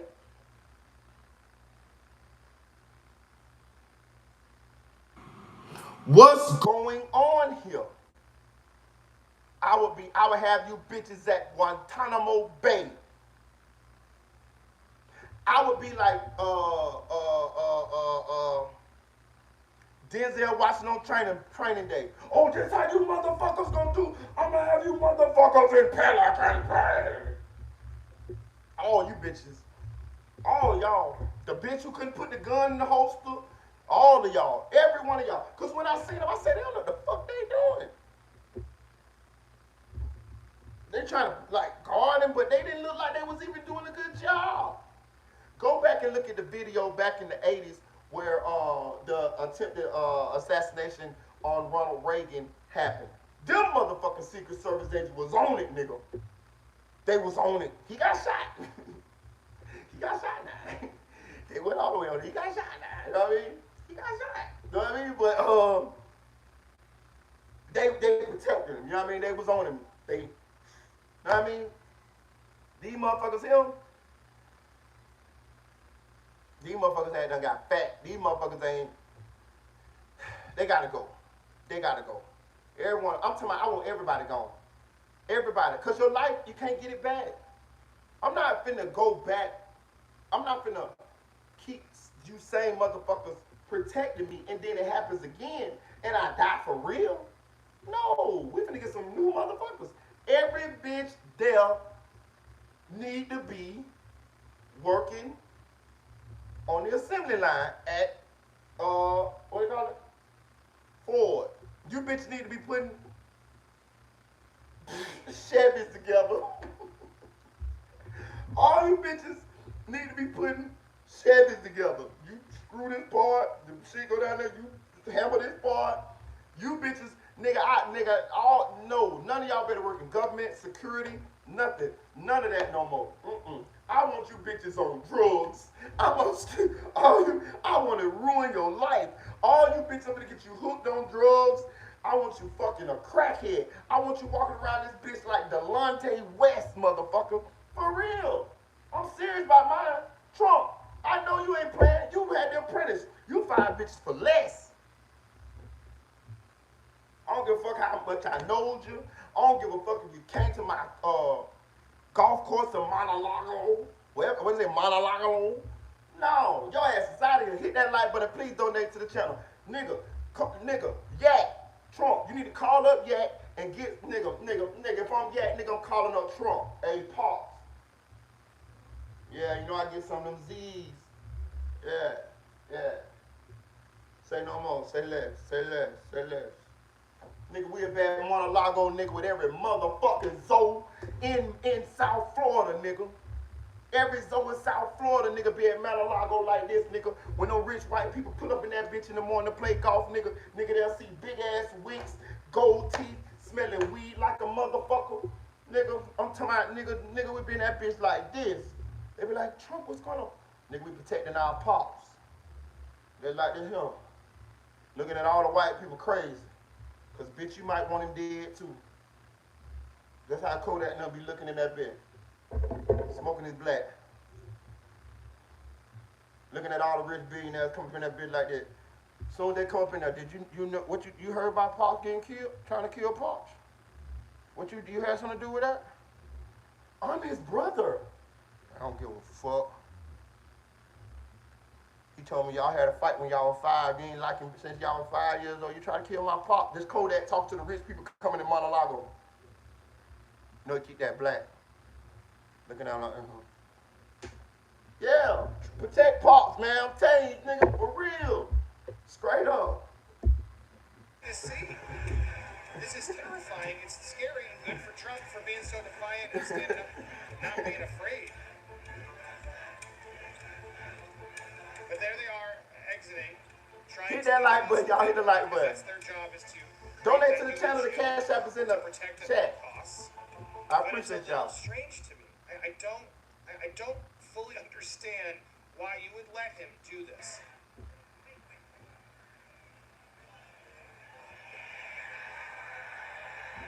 I'm not editing it. I'm not pausing it. Look how long his head is exposed. And now, Andy, you're going to say, Andy, they gave the all clear. There was no one else there. How do they know that? How do they know that? Why would you take that risk? Now, I'm not saying this means it's fake. It was all staged. But these are the types of things that are going to make people think that. And I can't fully blame them. Add to that now. I'm going to tell the truth, bro. I'm going to speak it, bro. His name's Thomas. I'm sure he shouldn't even be saying his name because that's why some of these people do this. But the most fascinating thing about him, as we've now learned and more details are coming forward, he was 20 years old. He was a registered Republican. Now, he donated $15, I guess, a couple years ago to some Democratic organization. But this is not what most people wanted him, they expected he was some super hard liberal, clear, but we don't know the motive yet. We don't understand. But it is very strange that he was at 20, only registered, could only have done it a little bit ago, is a registered Republican. So there's still so many questions I have. I don't fully understand it. Are these Secret Service agents going to be checked? Like, what happened? How did they allow that to get to this point? As this witness is showing, how did they miss it? And then we got this issue of, like, these agents, sure, they're in chaos. This is what agents even know where our own holster is. This clip, The bitch didn't even know how to where a holster was It at. does a little bit to a point where it's like, this poor woman's trying to put her weapon away and can't even, find it. How do you not have the muscle memory to know where it goes? They look like amateurs. They do, bro. I'm telling you. All of them. They look like regular people you got they look like actors. It's bizarre to me. And y'all got them to pretend like they were security in a Again, movie, in a does that comedy mean? Does movie. that mean it's staged? No, I'm not jumping to that because, again, actual lives were lost. Now, look, I know the government's corrupt, but I choose not to believe they're so evil that they would take lives for their own political gain. But for some of you, you're like, Andy, open up your eyes. It's possible. It's happened before. And based on some of the stuff I'm seeing come in, I just can't call these conspiracy theorists crazy because something does feel off to me. But what do you think? Is this interview shocking to you as well? Are you surprised that Secret Service let him take this photo op? Politically, I understand why he did it. I understood why he wanted to do it to show his strength and tell his supporters that he Smart was okay. man. I get all that. But Secret Service is there to protect him at all costs and not let this happen. They let it happen, and then they let him expose himself. Something is off here. We're getting more and more. And if you want to see it as a... My condolences go out to the family of the person that was attending the rally that did lose their life, because it's, we kind of glossing over the fact that somebody did lose their life. Fuck the shooter, fuck him, fuck Joe Dirt. Now, I mean, we don't got no sympathy for this guy. But the person that was attending the rally, or the people that got, that attended the rally that got lost his life, my condolences go out to the family of that person. I'm happy that see, that's what I'm saying. I'm happy that Donald Trump didn't lose his life like that. Like, listen, bro. Here on this channel, I don't care what your political views are. You welcome him. We gonna stand on what's right. It could have been Sleepy Joe Biden. I would say the same thing. He didn't deserve to lose. He didn't deserve to be, that to happen to them, bro. If you got a problem with who's going to be elected, go out and vote. And if enough people feel like you, then the person that you want to be elected will be elected. If enough people don't feel like you, then that's just what it is. That's the beauty of a democracy. That's the beauty of the system that we have in place in here in the United States. And for all of y'all who say y'all vote don't count, well, I'm gonna ask you this: if your vote don't count, then why they go through so much motherfucking trouble to keep you from voting? Then that motherfucker count. Trust me, that motherfucker count, boy. That motherfucker count. That motherfucker counts. Don't believe that shit. That vote don't count. It counts. It counts. When you look at all the things that happens at these different voter places on election day and this and that, they telling you that motherfucker count. It count. They ain't doing all of that shit and that vote don't count. Them votes get counted. You know what I'm saying? So if you got, just handle it the right way. We're gonna handle it the non-violent way. But as far as the conspiracy theories, do I think it's staged? Fuck no. Emphatically no. Somebody lost their life. We forgetting about the person that was attending the rally that lost their life. That was not staged, bro. The shooter lost his life. That's not staged. Now, if you want to believe that they allowed the shooter to get up there to do that, I'll go with that conspiracy theory. But the conspiracy theory that Trump them staged this so he can look like Tupac, 50 Cent, Buster shot me 5 times, real niggas don't die. No, hell no, hell no. That's far-fetched. We have to have common sense here. You know what I mean? People dead. So it wasn't staged. Them was real motherfucking bullets. It's real dead bodies out there. That person that attended that rally was at home this morning, eating breakfast with their families, and now they're no longer here. So I know we like to, that's the problem with going down these conspiracy theory rabbit holes. Sometimes you go down the motherfuckers so far till the shit is unbelievable. It's unrealistic. It's not feasible. Come on back to reality. Come on back to reality. Like the conspiracy theories that we gonna motherfucking entertain gonna be the conspiracy theories that got legs. Like how the fuck did that guy, how was that guy allowed to get up there on that roof when you had rally participants alerting the authorities and the secret services about this person before they even got up there to get a shot off? Now that has legs.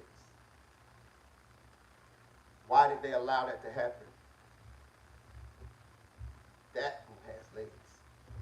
Will we ever know?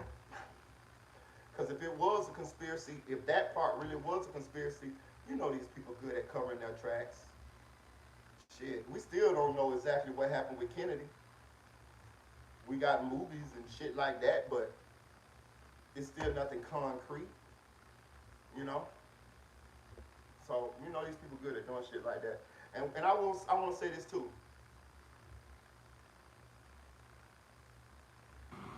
The conspiracies are not how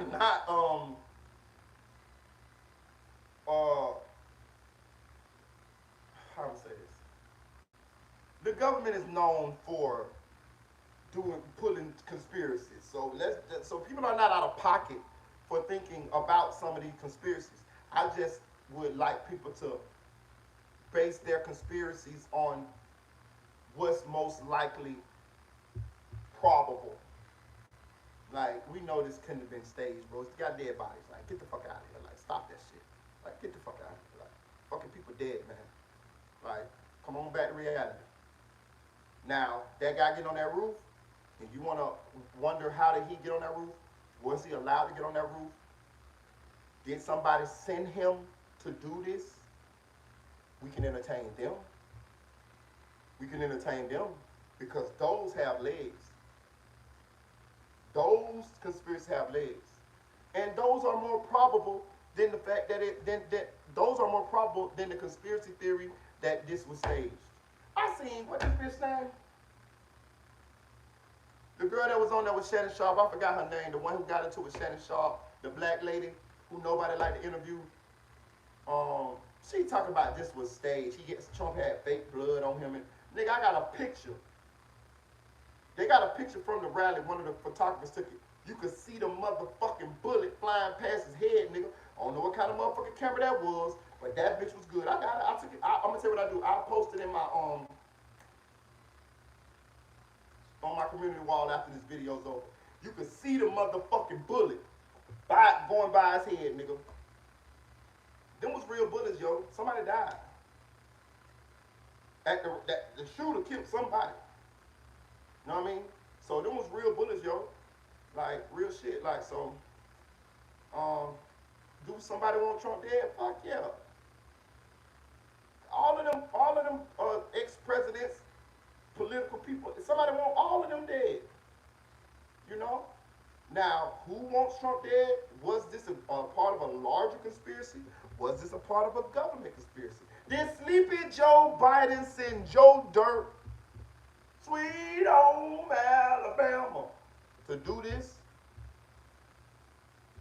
I don't think so. Joe Biden don't know his front of his nose from his fucking eyebrow.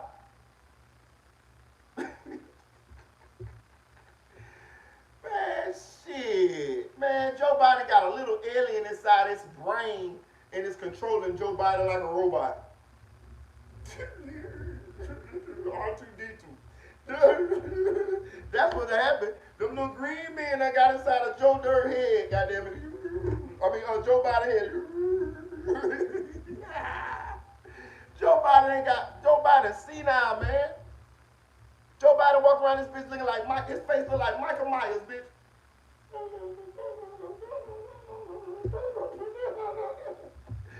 Man, stop this bullshit. You know what I'm saying? Trump gonna win this motherfucking election. He ain't going to jail. That nigga be the first convicted felon president. That nigga got convicted of 34 months. Trump is a real nigga, though. Trump got convicted of 34 motherfucking felonies, bitch. Bitch, I don't got but 9. He a more prolific criminal than me. Trump got convicted of 34 felonies and ain't finna do damn motherfucking day in jail. Never. Nigga, Trump just got shot 5 times. Real niggas don't die. And he ain't motherfucking dead, nigga. Come on, man. Look, man, I understand you might don't like Trump, but you gotta love him. You gotta love him. This shit is entertaining, nigga. The nigga must see TV. And another thing, I want to tell y'all this, Trump about 80 years old, bro. Y'all scared of 80-year-old motherfucking man? That nigga probably ain't got but a good 5-6 more years of living anyway. Like, you know, I be thinking about that shit. People be hating people so motherfucking bad. That nigga got about 4-5 more years. Trump older than a bitch. Joe Biden got about 51 weeks. Joe Biden got about 51 weeks to live. Knock on wood. And Trump, you know, he ain't got that much, you know. You don't see now motherfuckers alone. Let him hang out a little bit, man. Let him buy him a little pussy. You know what I mean? Y'all got mad at this man because he paid a porn star. I would have been mad if y'all would have said he took the punani, but he paid him. How much he paid her? $200,000? This ain't a crime. If anything, she hit a lick. She ain't never got paid $200,000 for 5 minutes of pumping in her life. Y'all really had a problem with this? She never said he took nothing. I see P. Diddy shit. P. Diddy got some shit going on. He taking shit and, you know, all whirling women and shit. But y'all mad at this man because he paid a porn star for her services? And he paid her handsomely? Get the fuck out of here, man. Y'all gotta find something else if y'all want me to be mad at the nigga. You know what I'm saying? I'm just saying. Like, that's the oldest profession in the world. Y'all getting mad at that woman for selling her stuff, what God gave her? What the fuck else? That's what you public. She gotta use it. Man, listen, man. Hey, look. Hit that like button, subscribe to the channel, donate to the channel. The Cash App is in the chat, man. We having a good live here. It's fun. It's entertaining. Um, we got a $20 a live goal as far as like, and we ain't made now dime, man. Listen, man, reach deep into your pockets, shake out a little lint, and donate to the channel, man. Donate to the channel, man. Hit that subscribe button, man. All right. Hey, Mr. Bobby say, come on, man. Yeah, man, for real. But I swear, I need to be Trump PR person. Because I swear on everything. The next time y'all see Trump publicly in a debate or something like that, nigga, we coming out the Tupac, nigga. I swear to God, I came to bring the pain hardcore to the brain. Just go inside my astral plane. I came to bring the pain hardcore to the brain. That's what I swear. That's what I have Trump coming out to. You know when that power pop say, bury me, that's what they all say. It's time to make a killing, sure to make a billion with Devontae. Bitch, you know you hurt me, what your mouth say? I'm telling you, nigga, Trump gotta come out to that pop, nigga. That pop. I came to bring the pain, hardcore to the brain. Let's go inside my astral plane. I'm telling you, on phone deal. I'm telling you now, I'm telling you. He come out to that pop, Trump. If you come out to that motherfucking Tupac, nigga, you got the black vote, nigga. You got the black vote. Because we still remember them stimulus checks in the motherfucking PPP loans, nigga. You got us. You got us. It ain't none of the Democrats can tell us, nigga. It ain't nothing they can tell us, nigga. And you come out to that motherfucking Tupac with Kodak Black on that, with Kodak Black on stage with you, nigga. We saw you pardon Lil Wayne and Kodak Black. We didn't want neither one of them niggas to go to jail forever. And you did that. You got street cred. You was hanging out with the rappers and the niggas before you was ever president, nigga. I'm old enough and remember in the early 90s when Trump was doing nothing but partying with rappers. Real shit. Trump didn't do nothing but hang out with rappers, nigga. Parties, nigga. I'm sure Trump done been to a P. Diddy party. You got us, Trump. Just come out to that motherfucking Tupac, nigga. Come out to Tupac, and then the next song, hit that Kendrick. They not like us. They not like us. They not like us. And then try to work on your crip walk, my nigga. Work on your crip walk. Get Serena Williams to teach you how to crip walk, nigga. Cause she got a cold one. And you got us, bro. You got us, bro. You got my vote, bro. Give me my MAGA hat. Sleepy Joe Biden can't beat you, bro. I mean, he ain't vulnerable. He don't know where he at. He in La La Land. He grabbing fake butterflies on stage and shit. He back a baby. Joe Biden is back a baby.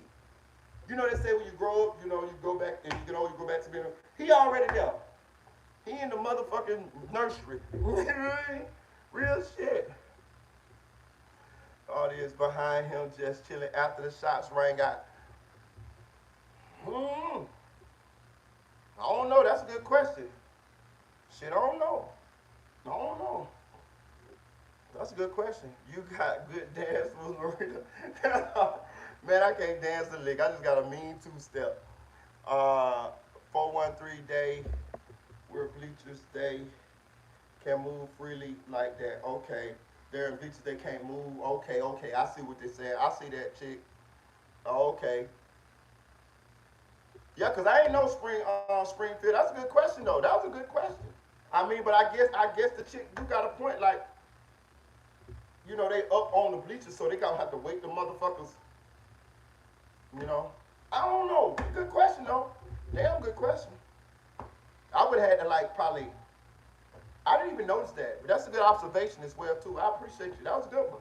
Hit that like button, guys. Hit that like button. Hit that like button. Y'all got some more Trump questions? Hit the chat with your Trump questions so I can answer them before we move on to the next topic.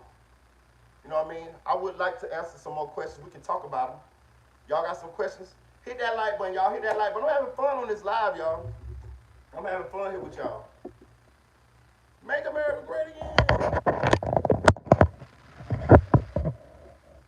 On phone now. Let me see. Hit the like button, y'all.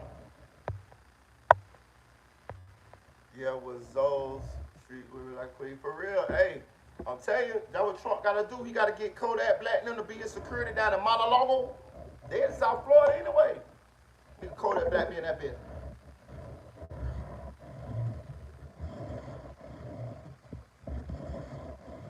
Y'all trying to kill Pop. You know he called Trump his daddy.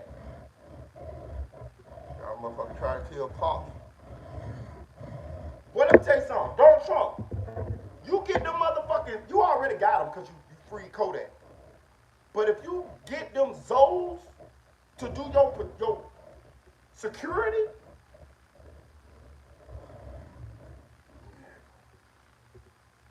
you going down in history, nigga.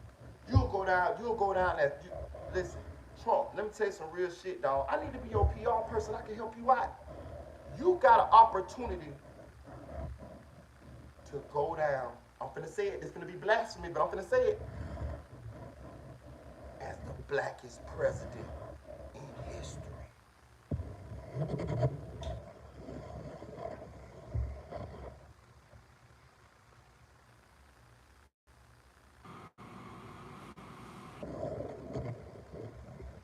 Trump got an opportunity to go down as the blackest president in history. Nigga, all you gotta do is surround them, get them souls. Nigga, tomorrow, you supposed to be in Mar-a-Lago with 50 souls surrounding that bitch, nigga. Just for the optics.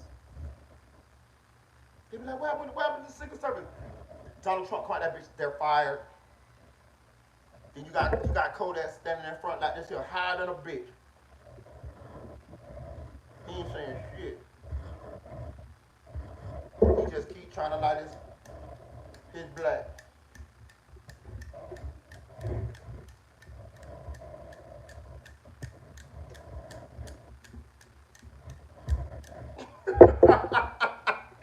I'm telling you now. I'm telling you on phone now. I'm telling you, hit that like button. Hit that like button. I'm telling you, Kodak could do it, Trump. Nigga, he'll protect you better than them motherfuckers you had. Them bitches even know how to put their guns up. Them bitches scared of the bitch. I filed them motherfuckers. For real. For real. All right, we're gonna move on. Y'all got no more questions. All right, next topic. Oh, man. I don't even want to talk about this nigga no more, dog.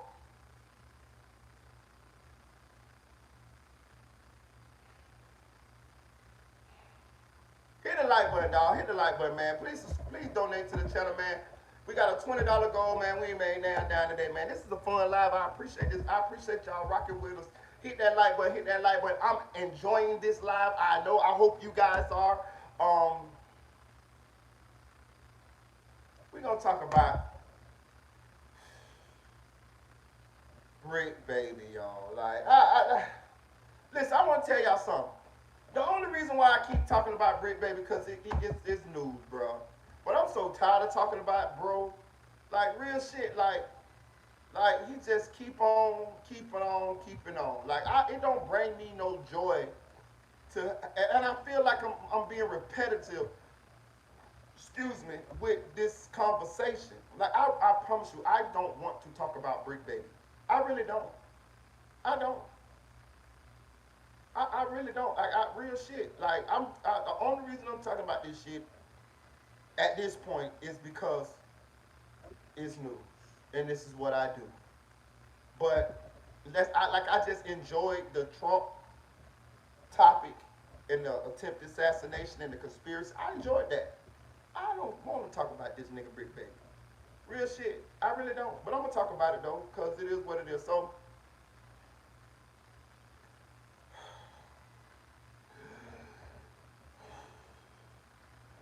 Bricc, baby, told ATK, Young and Ace partners, Young and Ace them, that they could not perform in Carolina, Atlanta, or California. Young and Ace and ATK then proceeded to go perform in Carolina. Young and Ace took the stage with his ATK members, performed all of his hit songs, his hot songs, including the ones that he just previously made, trolling the death of his number one op, Julio Julio. After the concert, the ATK members were pulled over by Carolina authorities.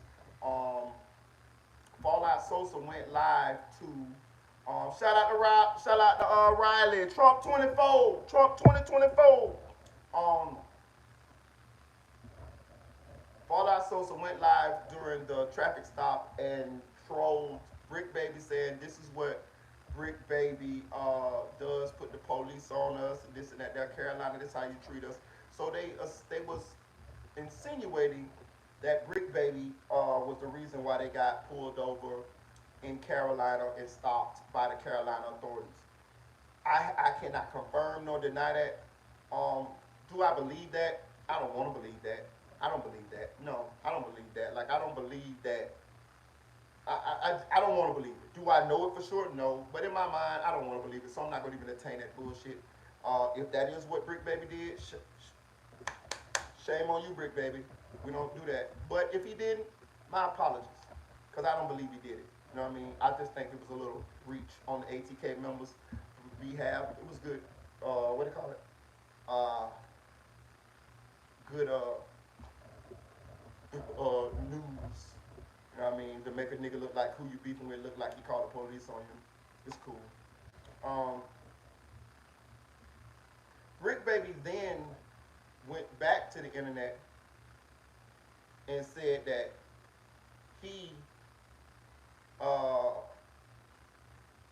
my bad. The ATK members then went to a studio, and I don't know exactly what happened at the studio, but Bricc Baby hit the internet and alleged that they had to leave the studio because he made a couple phone calls and pulled a couple strings and shut the studio session down. That's all I know. That's all we got. It is what it is. But from the looks of it, Bricc Baby is not apologizing for what he said, and that's all the ATK members asked for. It don't look like the ATK members are taking Bricc Baby's warnings seriously. Um, so at this point, I don't know whether this just publicity. I don't know whether they just all both using these situations as publicity. You got ATK Kesey.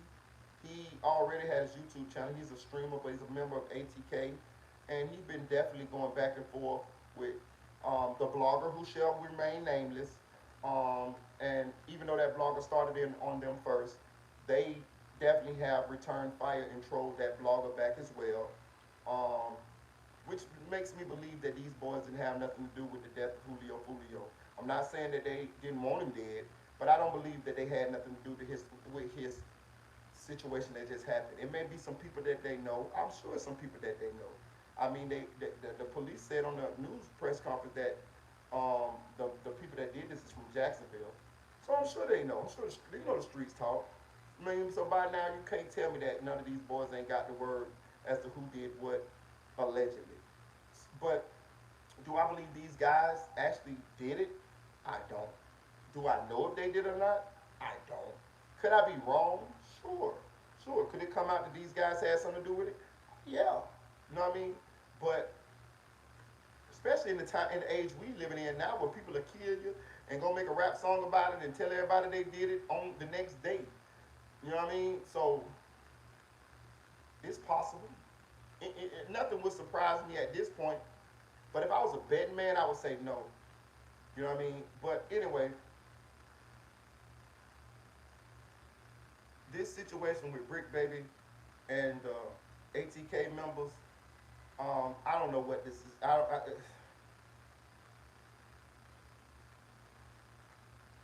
This is my job, so this is what I do. But I don't do that. I don't really care about this situation like that. You know what I mean? Like, is it gonna turn into something? I hope not. Um, People on the internet are very shrewd, y'all. Like real shit. That's why I keep giving y'all the free game about these bloggers and about the way that they conduct themselves and the tactics they use to get you guys in order to click on their uh, content.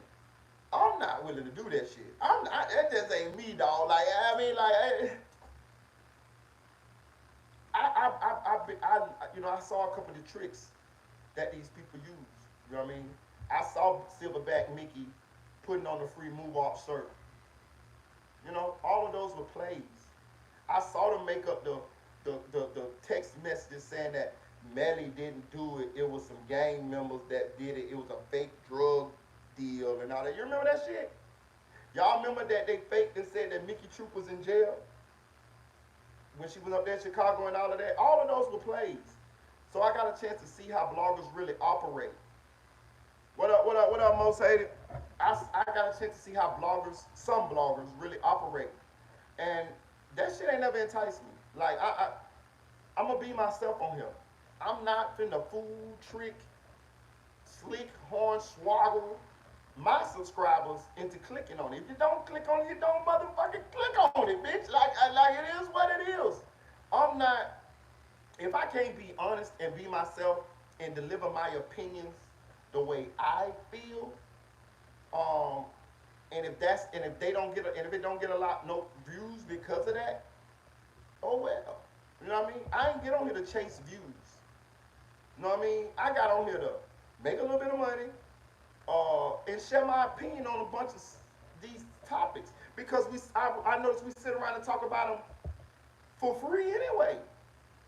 Every day, motherfuckers sit around and talk at work, talk on the construction site, talk in the locker room, talk at the salon, talk at the barber shop about these same situations. Bronny James going to the Lakers and all of this type of shit. So why not get on the internet and get paid for it? I wanted to just share my opinion, have a voice, and if people gravitate towards that, then we can all have a conversation. That's really what I do. That's really what I like on my platform. I really be wanting to have the conversation with you guys. That's it. You know what I mean? Like, you know what I mean? I just really want to talk about the shit with y'all. You know what I mean? If I find myself in a position to get some breaking news, then I'll break it. But I ain't breaking my neck to break no news neither. Cause that's where you run into a slippery slope. Cause a lot of these motherfuckers don't have no breaking news. They make it up. Like the blogger that shall remain nameless. Oh, we got a witness from the hotel, and she says this is what happened, and bruh, that's a lady that you know that you paid to get on your channel and pretend like she worked at the hotel, and y'all made up that whole shit, and you done got paid off of a lie. That's what happened. Everybody knows it. If you pay attention to all the bloggers, all of us know it. All of us bloggers that know that blogger and know his modus operandi, we know he was lying. Look at the videos that everybody done made about it. You ain't got not one blogger saying, oh yeah, he was telling the truth. The only people that say he was telling the truth is the bloggers that don't know him and don't know his track record. And the bloggers that really got to be not doing their own research or got common sense. Cause yeah, they ain't doing their own research. That's what it is. They ain't doing their own research. Those are the bloggers that listen to him were the bloggers that just sit on the internet and whatever somebody say, they run with it. They don't double check it, triple check it or nothing. Like I'm gonna tell you some news that I've been wanting to deliver to y'all, but I ain't vetted that bitch enough yet. Allegedly, the murderer of Alpo, Alpo paid in full, New York drug dealer, hitman, killer, killed Rich Porter, you know. Apparently, allegedly, the dude that killed him got found not guilty. I knew that shit by 5 days ago. But I couldn't find but one blogger that blogged on him. That was King Erm. I Googled it. I couldn't find nothing. So I just sat back and waited. I wanted to report that story bad in a bitch. But I couldn't vet it. I couldn't see was it true or not. So I just left it alone. I think it has not came out that it is true, but I still stayed away from it because I would rather. I want to give you guys the correct news. I don't want to. But let me tell you something.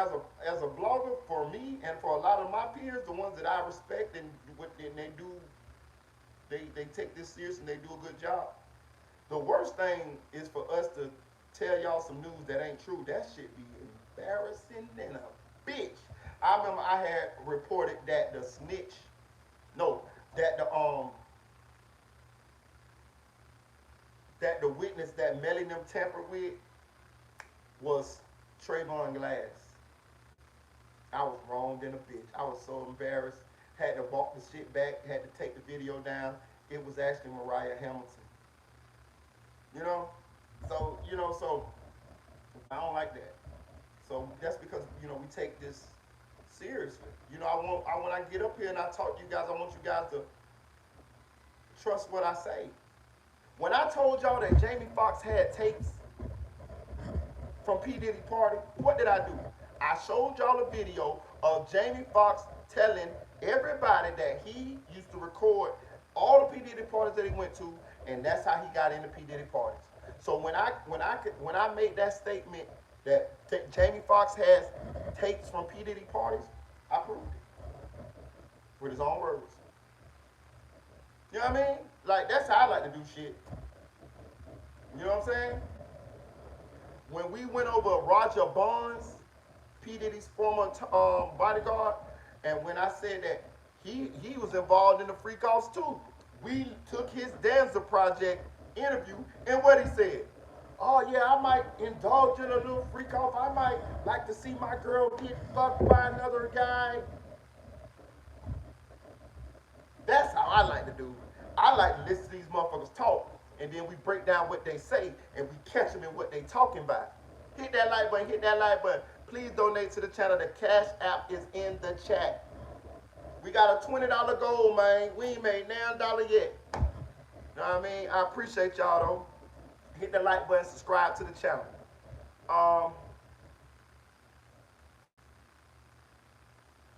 So I don't know whether this is a play or not, man. I mean, I'm talking about, okay, so not a play like that, but this is what I'm saying. I feel, see, y'all gotta, it's a lot of little sneaky ass clout games get played on this internet. And people like to be in beef with people who the internet is talking about. So Bricc Baby interjecting himself into this Julio ATK situation. Because think about it now. It was, the topic of the conversation was, did ATK have something to do with the demise of Julio? That shit done changed now to Bricc Baby and ATK beefing. Bricc Baby just done hijacked the whole motherfucking situation. We didn't talk about Julio no more. Sometimes this is the game that people play. People want to be in the algorithm. You know what I mean? The algorithm brings money when they go live, or it could bring them, or being that their name is ringing, it could get them interviews, things of that nature. So anytime the light is being shined, it's some people that want to get into that light too, and it don't even matter what the situation is. That's what the blogger did. The blogger that shall remain nameless. That's what he did. He hijacked the whole motherfucking Julio murder. He became the number one person, the number one blogger that was surrounding this case by lying. They play a dirty game here on this motherfucking YouTube, boy. They play a dirty game. Not everybody, but some. Know what I'm saying? The other blogger made 100 goddamn videos about Julio's death in 2 weeks. That motherfucker was making videos once every hour, every 2 hours. What was that about? Because if he put out enough of those videos, then he cornering the market. It wasn't even about how many views it got. It was about the amount of content that was getting put out. So he was swamping every, the average person to go make a video once or twice about the situation when it first hit. This motherfucker was making 10 videos a day about it. You see? That's game two. You motherfucker play a dirty game on this motherfucker, man. I'm telling you, some hell of a motherfucker. Hit that like button, y'all. Hit that like button. Hit that like button. Yeah, that's me, chick. I'm gonna be honest and humble, man. That's me. Yeah, I don't have no aspirations to do all of that shit. I ain't gonna do anything to be on top. I won't do anything to be on top. I'll be cool where I'm at. You know what I mean? Like, I'm not doing anything that I don't want to do or that's not cool or right in order to make it. I'm not doing that. I'm not snaking you to make it. I'm not lying to make it. I'm not pulling no publicity stunts to make it. I'm not playing like somebody did something to me to make a lie, to make some controversy around me to make it. No. Anything that ever happened to me on the internet, you guys saw it. That shit was legit. Me and fake Timu Chain, man, we didn't fake fallout. That was a real fallout. Me and Spoon didn't fake fallout. That was a real fallout. Me and Silverback Mickey, Big Back Mickey, didn't fake fallout. That was a real fallout. I don't do fake shit in order to make it. Fuck that shit. No, I'm not doing that. That ain't me. I'm get on this motherfucker and just be me and let the cards fall where they may. That's the way. That's the most natural way to do it. You know what I mean? That's organic. When you get up here being fake, I entertain, but I entertain off me, my personality.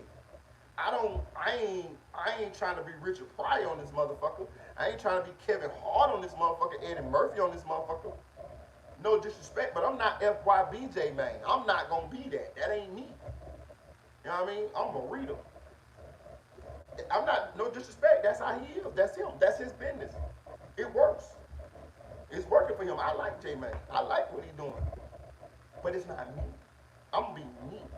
That's the best way you can be. You be yourself. You be authentic. That way you can never be fake. Yourself. Have some morals, some character shit by yourself. You'll be alright. But I don't want to talk about the nigga Bricc, baby. What else we gotta talk about? I had some more shit in the comments. Let me see. I had some more shit. Oh, we're gonna talk about goddamn Lil Schoon. Rest in heaven, Lil Schoon. Y'all know Lil Schoon is. Lil Schoon is a Chicago rapper that lost his life last week. A lot of people say Lil Schoon was backdoored. Do I believe Lil Schoon was backdoored? Yes, I do. He allegedly was going over a girl house to get his hair done at 3 in the morning, which I don't believe. I never seen Lil Schoon with a hairdo. He had a little baby bro. You can't tell me he was going over there at 3 in the morning, get his motherfucking hairdo, kiss my ass. They might have been going over there for something else, but I don't believe that hairdo story. But anyway, Lil Schoon was killed. He had no gun on him. He had nothing like this to protect his face. Lil Schoon was really close with Bloodhound Lil Jeff. If you remember Bloodhound Lil Jeff was the Chicago drill rapper, aka Demon, that lost his life last month to gun violence when he went to go spin on some ops and it didn't work out the way that he planned. It's been a lot of speculation around the Lil Schoon death. A lot of people saying that Lil Schoon was backdoor. It's either out of a girl called Nene or a girl that Lil Schoon was dating called Journey.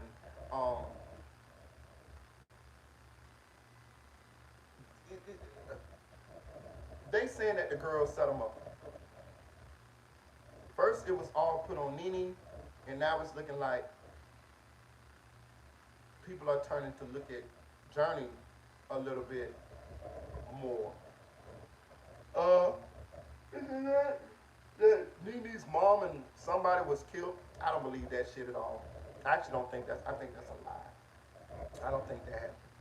But I think Nene did leave town, due to threats and people wanting to harm her because of speculation that she set up Lil Schoon to get killed. It's also people that speculating that Journey got is really the real one who set up Lil Schoon. But I'm gonna tell you this. I don't know what happened. That's why I ain't really talked about it as much because it just seemed like a lot of speculation. And if I don't want to accuse nobody of nothing, and these people ain't do have nothing. They might not have nothing to do with. That's dangerous. You know, that's dangerous. I do believe Lil Schoon was backdoored from looking at the situation and how he died. But I don't know enough to say or have enough evidence to say whether either one of those girls had anything to do with it. Now, could they have had something to do with it? Yeah, they could have. Is it something that deserves looking at? Sure. But I can't, I'm not going to be able to, first of all, I'm not investigating this shit. I'm going to wait till this shit come out, and then we'll report on it. But, bitch, I ain't from Chicago. Like, I'm going to know beyond a shadow of a doubt what happened. Even if somebody contacted me and be like, yeah, Marita, this is what happened. She did this. Woo, woo, woo, woo, woo. Man, let me tell you something. I still won't run with it because I still just listen and keep it to myself until the police make an arrest or some shit is confirmed or something like that because or either something happened to them. I'll tell you what I thought if people ain't no longer here, which I hope I don't wish no death on those young ladies, but that's the only reason. That's the only way I talk about something like that. But other than that, I ain't gonna do it like that. I ain't gonna do it like that. I'm gonna let the police do their job. And as we know, Chicago, they got a reputation of not solving shit unless somebody just snitch. So who knows how long it's gonna take to get to the bottom of this. Street justice may come before justice in the courtroom come. Justice in the courtroom may never come. Street justice may come. And we all know all it takes is a rumor. All we take is a thought that somebody had something to do with something. And a lot of these situations and these people can lose their life. You know how this thing go. You know what I mean? Like if it look like a duck, if it quack like a duck, blip, blip, blip, blip, blip, blip, blip, blip. Them boys, them triggers go like truth tellers say, blip, blip, blip, blip, blip, blip, blip, blip, blip. Say what's your thoughts on Bloodhound Lil Jeff? My thoughts on Bloodhound Lil Jeff, karma's a bitch. I was with me and somebody else was talking the other day. I actually like the Bloodhound Lil Jeff. I ain't gonna lie to you. The nigga he had a cool personality. Like when I watched him on his DJU interview, I didn't agree with the way he was living. I didn't agree with what he was. He was down DJU snorting perks and all that. But when he got a chance to talk, he was a funny guy. And I listened to some of Bloodhound Lil Jeff music after his passing, and Bloodhound Lil Jeff was good. I mean, it's drill music, of course, so we know what drill music is about. So when you listen to drill music, you have to judge it on a different level. But if we judging it on the level of drill, it was pretty good. I like to listen to Bloodhound Lil Jeff.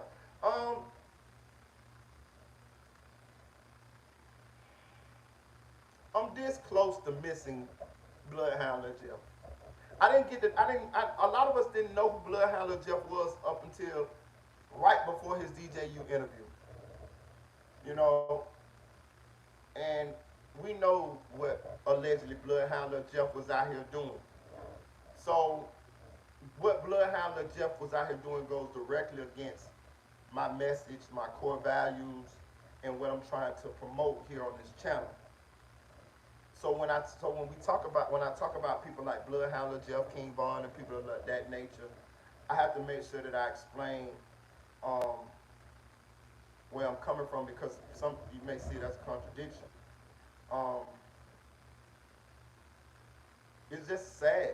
It's just sad that um, a lot of these young men who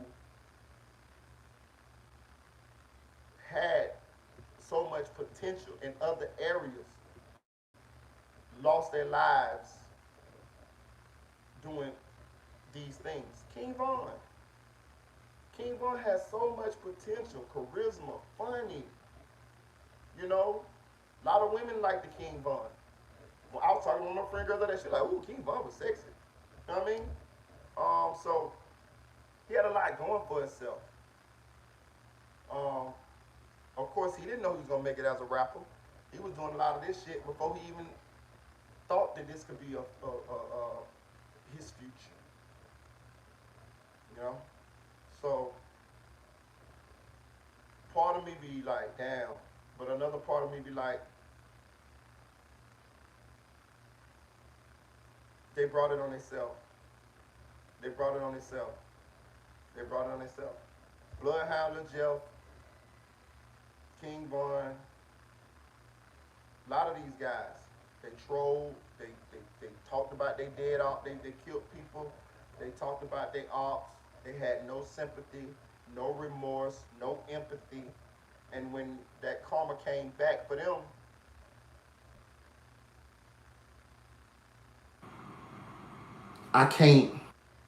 I can't, I got to keep it real. I can't make no exceptions for them because I saw glimpses of things in them that I liked it, you know. I, I, I can't do that. I won't do that. You know what I'm saying? Um, I wish they would have chose another path, so that what happened to them would not have been the outcome. You know, that's what I'm gonna say about Bloodhound Lil Jeff, and yeah. But it's a couple more people that fit that mode. That's why I threw King Von in there. But I'm gonna get off this live. Please donate to the channel, man. Man, we ain't made now dime today. Man, it was a raw ass live, man. It's all good though, man. Like, man, y'all ain't got it. Y'all ain't got it. It's good. We had a $20. We had a $20 goal. But all in all, I still had fun doing this live. I appreciate all of you guys. Shout out to everybody. Um, please subscribe to the channel. Please hit that notification. Turn on all post notifications so you get all my videos. Share this video. Follow me on Instagram, MeritaBoy1, MERITABOY with the number 1 on the end on Instagram. DM me, let me know who you are. I will follow you back. That way we can talk and share information. Sometimes you guys may have information going on in your city, your section, and we can talk about it. You know what I mean? I regularly talk to my subscribers. I do that a lot. A lot. Those of you guys know who know. You know, know. A lot of y'all hit me in my inbox and we talk. Um, Shout out to the Chicks 1000, aka the Chick 1K. Shout out to Most Hated. Shout out to Flyboy Michael 4. Shout out to Nephew For Real. Shout out to Eddie. Shout out to Naysetter. Shout out to Audio Crack 22. Shout out to Deputy Eula. Shout out to Ricky McClure. Trump 2024. Make America great again. Um, shout out to the new subscribers too, man. Listen, we've been doing good, man. We going up, man. Listen, we just passed 5,000 subscribers the other day, man.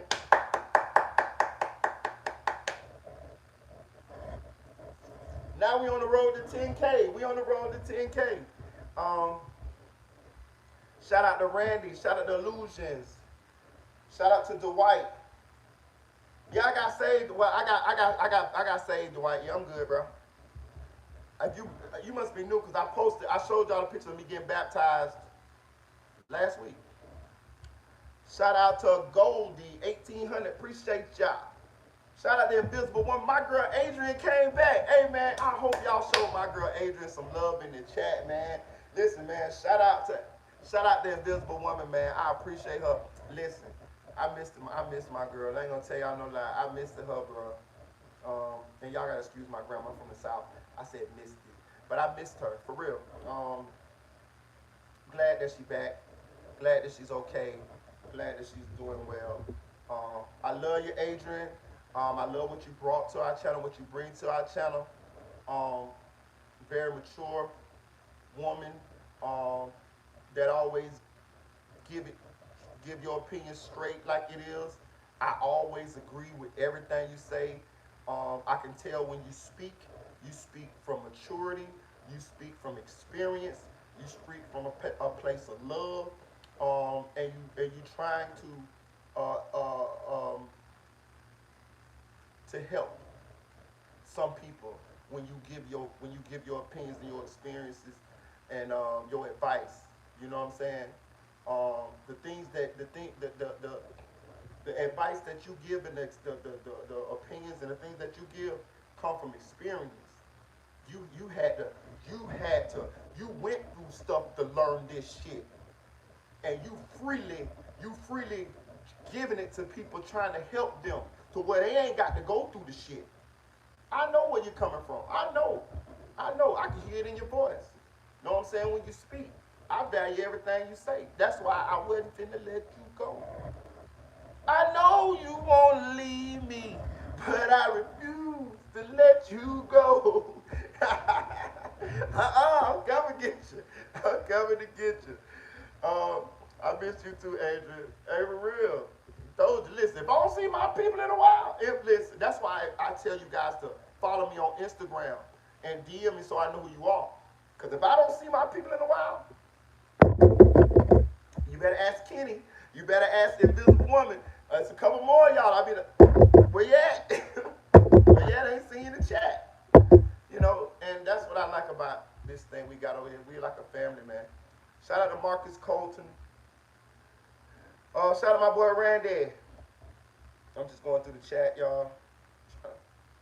Shout out to Luke. Shout out to the Loud House. Yeah, Aiden, I'm telling you, I'm going to get you. I promise you, I'm going to find my people. I'm going to fuck. And let me tell y'all something. I want y'all to do this. Listen. You guys do it. Y'all do me like that. You know what I'm saying? Like real shit. Y'all, listen. I lost my baby mama. I didn't vlog for like a year. Like I've been on here for like 3 years, but I really been like 2. Cause I was just so like depressed, you know, and I ain't feel like, you know. But I used to check my page, and periodically I see people, Marita, where you at? A lot of y'all who subscribe to my channel, been on my channel now, y'all stayed with me through the whole year that I went on live. The chick definitely did. Tanel did too. You know how I know? Because I could go back and see those first videos that I made, and I could see who was on them, who was commenting and things of that nature. And I went like a whole year without even blogging. But people would hit me, y'all guys would hit me like, Marita, where you at? Maria, where you at? Where you at? So, I do the same shit. I do the same shit. You know what I mean? Like, if I don't see you, I'm coming. God damn it. I'm coming. I'm coming. Real shit.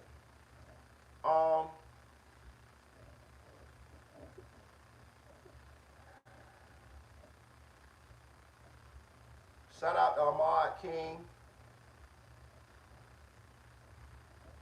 I'm trying to shout out to Dre 6100. That's another one. I ain't seen Dre in a while, right? I'm finna go get it. Cause I got his Facebook and his Instagram. That's the next motherfucker finna go get it. He ain't been on here in a while, right? I'm going to get it. Watch me. Shout out to Silk Foster Jr. Go subscribe to his Facebook. His Instagram and his YouTube channel. Shout out to Lil Kel True Movement. Go subscribe to his YouTube channel. Tell him Marita Boy Sunshine. Shout out to Anonymous Ones. Um, Shout out to Slime Life Max. Shout out to SLK Something Like Clout TV. Yo, Inglewood. Shout out to It's Aaron's Way. Um, Shout out to Denise. Shout out to Sweet Baby Strawberries. Shout out to Q Badass 14. Who else? Shout out to Shavonte Hayes. Shout out to Jeep. We'll give you a little shout out, even though you're a little hater. Shout out to Dave and Dogs. Shout out to 985J. Shout out to Slick Puller, my main man. Puller Talk Real Slick. Shout out to my girl TN Bowens. Shout out to Mara Jackson, aka Peanut. Shout out to Kenny. Shout out to Haley. Shout out to Mr. 36. Shout out to Angie Baby. Shout out to Ghost Powder. That's a crazy name now, but shout out to you, gang. I'm finna get off this live. I appreciate y'all. But listen, this is one thing I want to talk about too.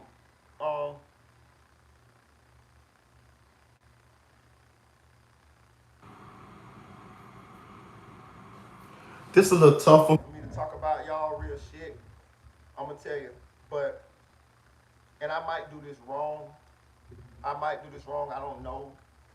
Because I don't know how I want to say what I want to say. But I feel like I want to say something.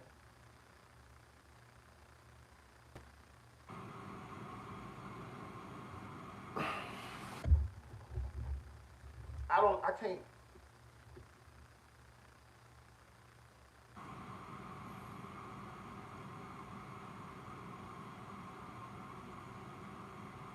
I don't know how to say it. I don't know. I just feel away.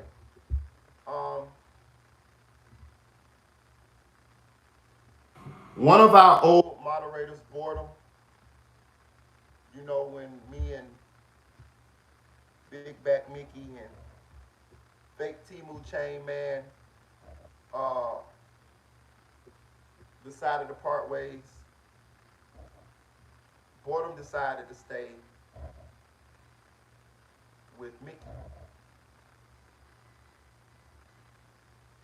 I did not take Boredom's wrench up until maybe like 2 weeks ago. She was a moderator in the channel. I told Boredom then, I said, Boredom, you should just come on over here. Because, and the reason why I told her this is because I was privy to conversations that they used to have, that they had behind closed doors, and that they had behind closed doors. And when I mean they, I mean Mickey, and I mean Fake Timu Chain Man. And they didn't like her. They talked about her bad. They told me to Ben block her, all type of shit. But I never would because me and Boredom used to talk like how a lot of us talk. So I knew Boredom's like life situation. I knew some of the things that had happened to Boredom, some of the turmoils and the things that she had done went through in life, you know, and the things that she was going through. You know, they didn't know because I didn't tell them. That wasn't their motherfucking business. You know, she felt safe enough to tell me some of these things. So I just kept them together. I kept them to myself.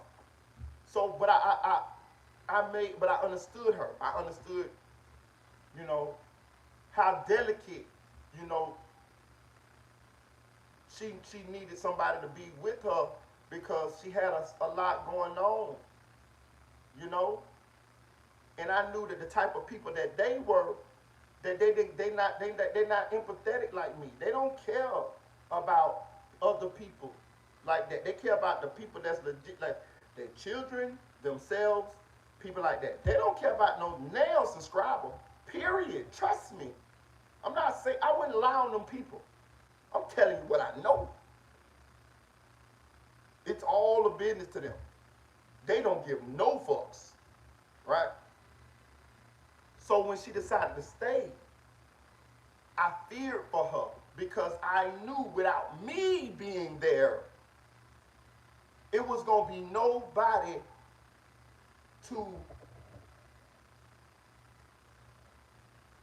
to take care of, to you know what I mean, to keep make sure, you know, because they didn't care about that like that, you know. But when I told her, she, you know, decided she didn't want to be put in the middle. She did not want to be put in the middle at all. She really wanted for everybody to get along, but it didn't happen that way. It didn't happen that way, and she decided to stick with Mickey. Well, she's no longer with Mickey no more, and she's, if you go follow her on Instagram or follow her on YouTube, and the reason why I'm talking about this is because she speaks on this. She talks about this. You can go on Instagram, you can go on her YouTube. She's homeless. Right now she's homeless. She she didn't ask them for no help, but I think people ended up knowing her situation, and people with the, you know, like, is Mickey and them gonna help you? Is music and them gonna help you?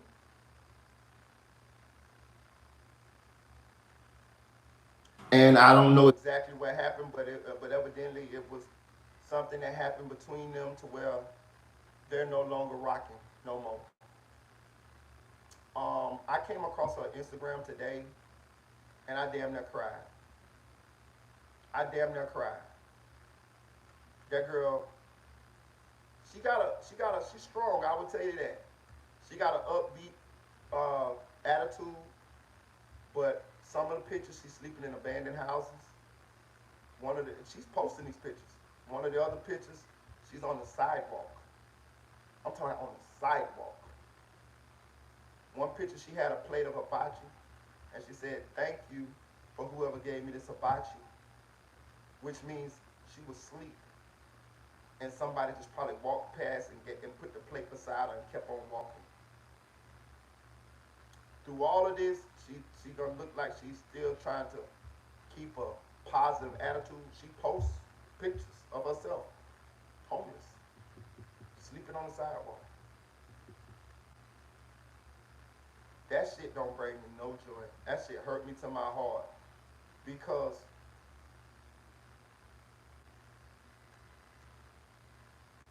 Mickey and them should have helped that girl. They should help that girl, bro. They should help that girl. If I'm not mistaken, Boredom is not too far away from where Mickey lives. You know what I'm saying? But they don't have no empathy. I told y'all. But listen, let me tell y'all one thing. One thing I'm never gonna do. Whether I fuck with you or not, whether I like you or not, I'm never gonna lie on you. If I tell you somebody a certain kind of way, most likely you can take it to the bank. Most likely. I told people about these people. I told Boredom about these people.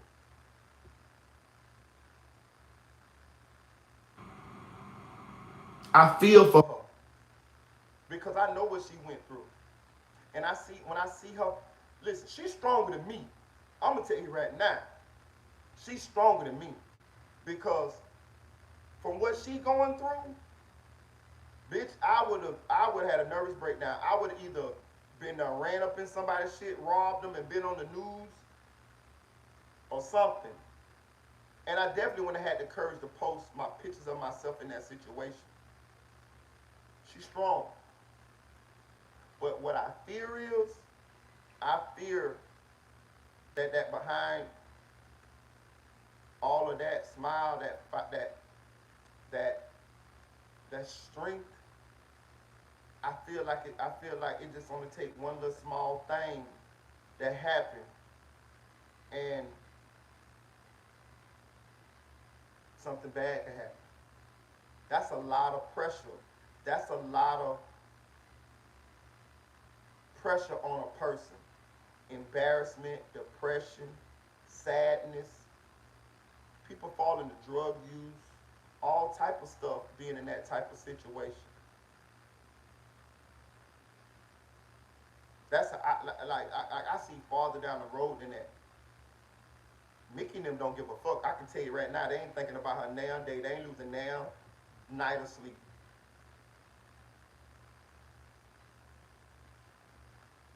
This is the type of people that they are. Boy, see what Mickey didn't understand was that it's what I understood about boredom because and that's why I get a chance to know my subscribers and know my people. Mickey, boredom being a part of these platforms, mine, Fake Timu Chain Man, and Mickey Truth. It gave her a purpose. It made her feel like she belonged. It was an escape away from the things that she was going through in her real life. A lot of us listen. A lot of us come here and fellowship and talk and communicate and get to know one another as an escape for things that we have going through in our real lives. Trust me, I know all of y'all ain't got to tell me, you know, I know. I know. Some of y'all ain't never told me shit, but I know. Some of y'all have told me things, and I know. It's the same for me sometimes. I told y'all when I first got here, I was staying in my sister's house, depressed and a bitch that I had done left my whole crib in Indianapolis, my baby boy, my son, and had to start all the way back over. Me doing those videos around the time we was going over those depositions in the Melly case was keeping my mind occupied so I didn't have time to just sit around and be sad and depressed. We all, that's the, listen, I don't know if y'all know this or understand this, but that's the one thing that I see here on this channel that binds us. I don't know about nobody else's channel, but I ain't seen it nowhere else. I ain't seen what we got here with each other nowhere else. Everything else looks like, like business. Just from me on the outside looking in. So I didn't know how to say what I'm saying because I'm not trying to embarrass boredom. I feel bad for boredom. She came here on the channel a couple weeks back, and I said, "Hey, boredom." I didn't say, "Oh, I told you," or "Oh, you can't come back," or none. I didn't say none of that. Because that ain't how I feel anyway. I don't feel I didn't mind her staying with Mickey. I just wanted Mickey and them to do right by her. That's all I wanted. You know? And I just felt like they wouldn't. So I wanted her to stay here so that I could do right by her. I could make sure, I could help as much as I could. She needed that. She needs people to care. You know?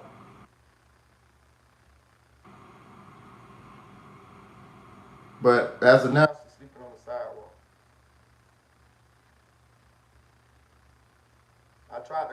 few times when she left, but she never answered.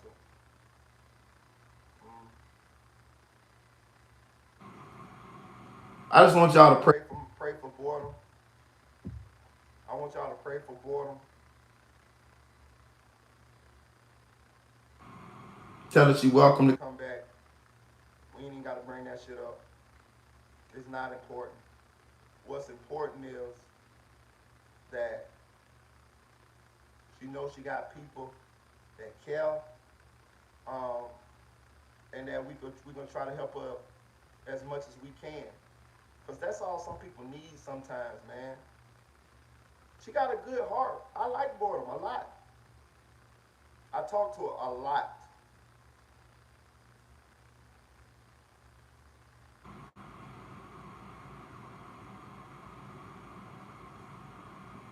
You know what I'm saying? Shame on you, Mickey Truth.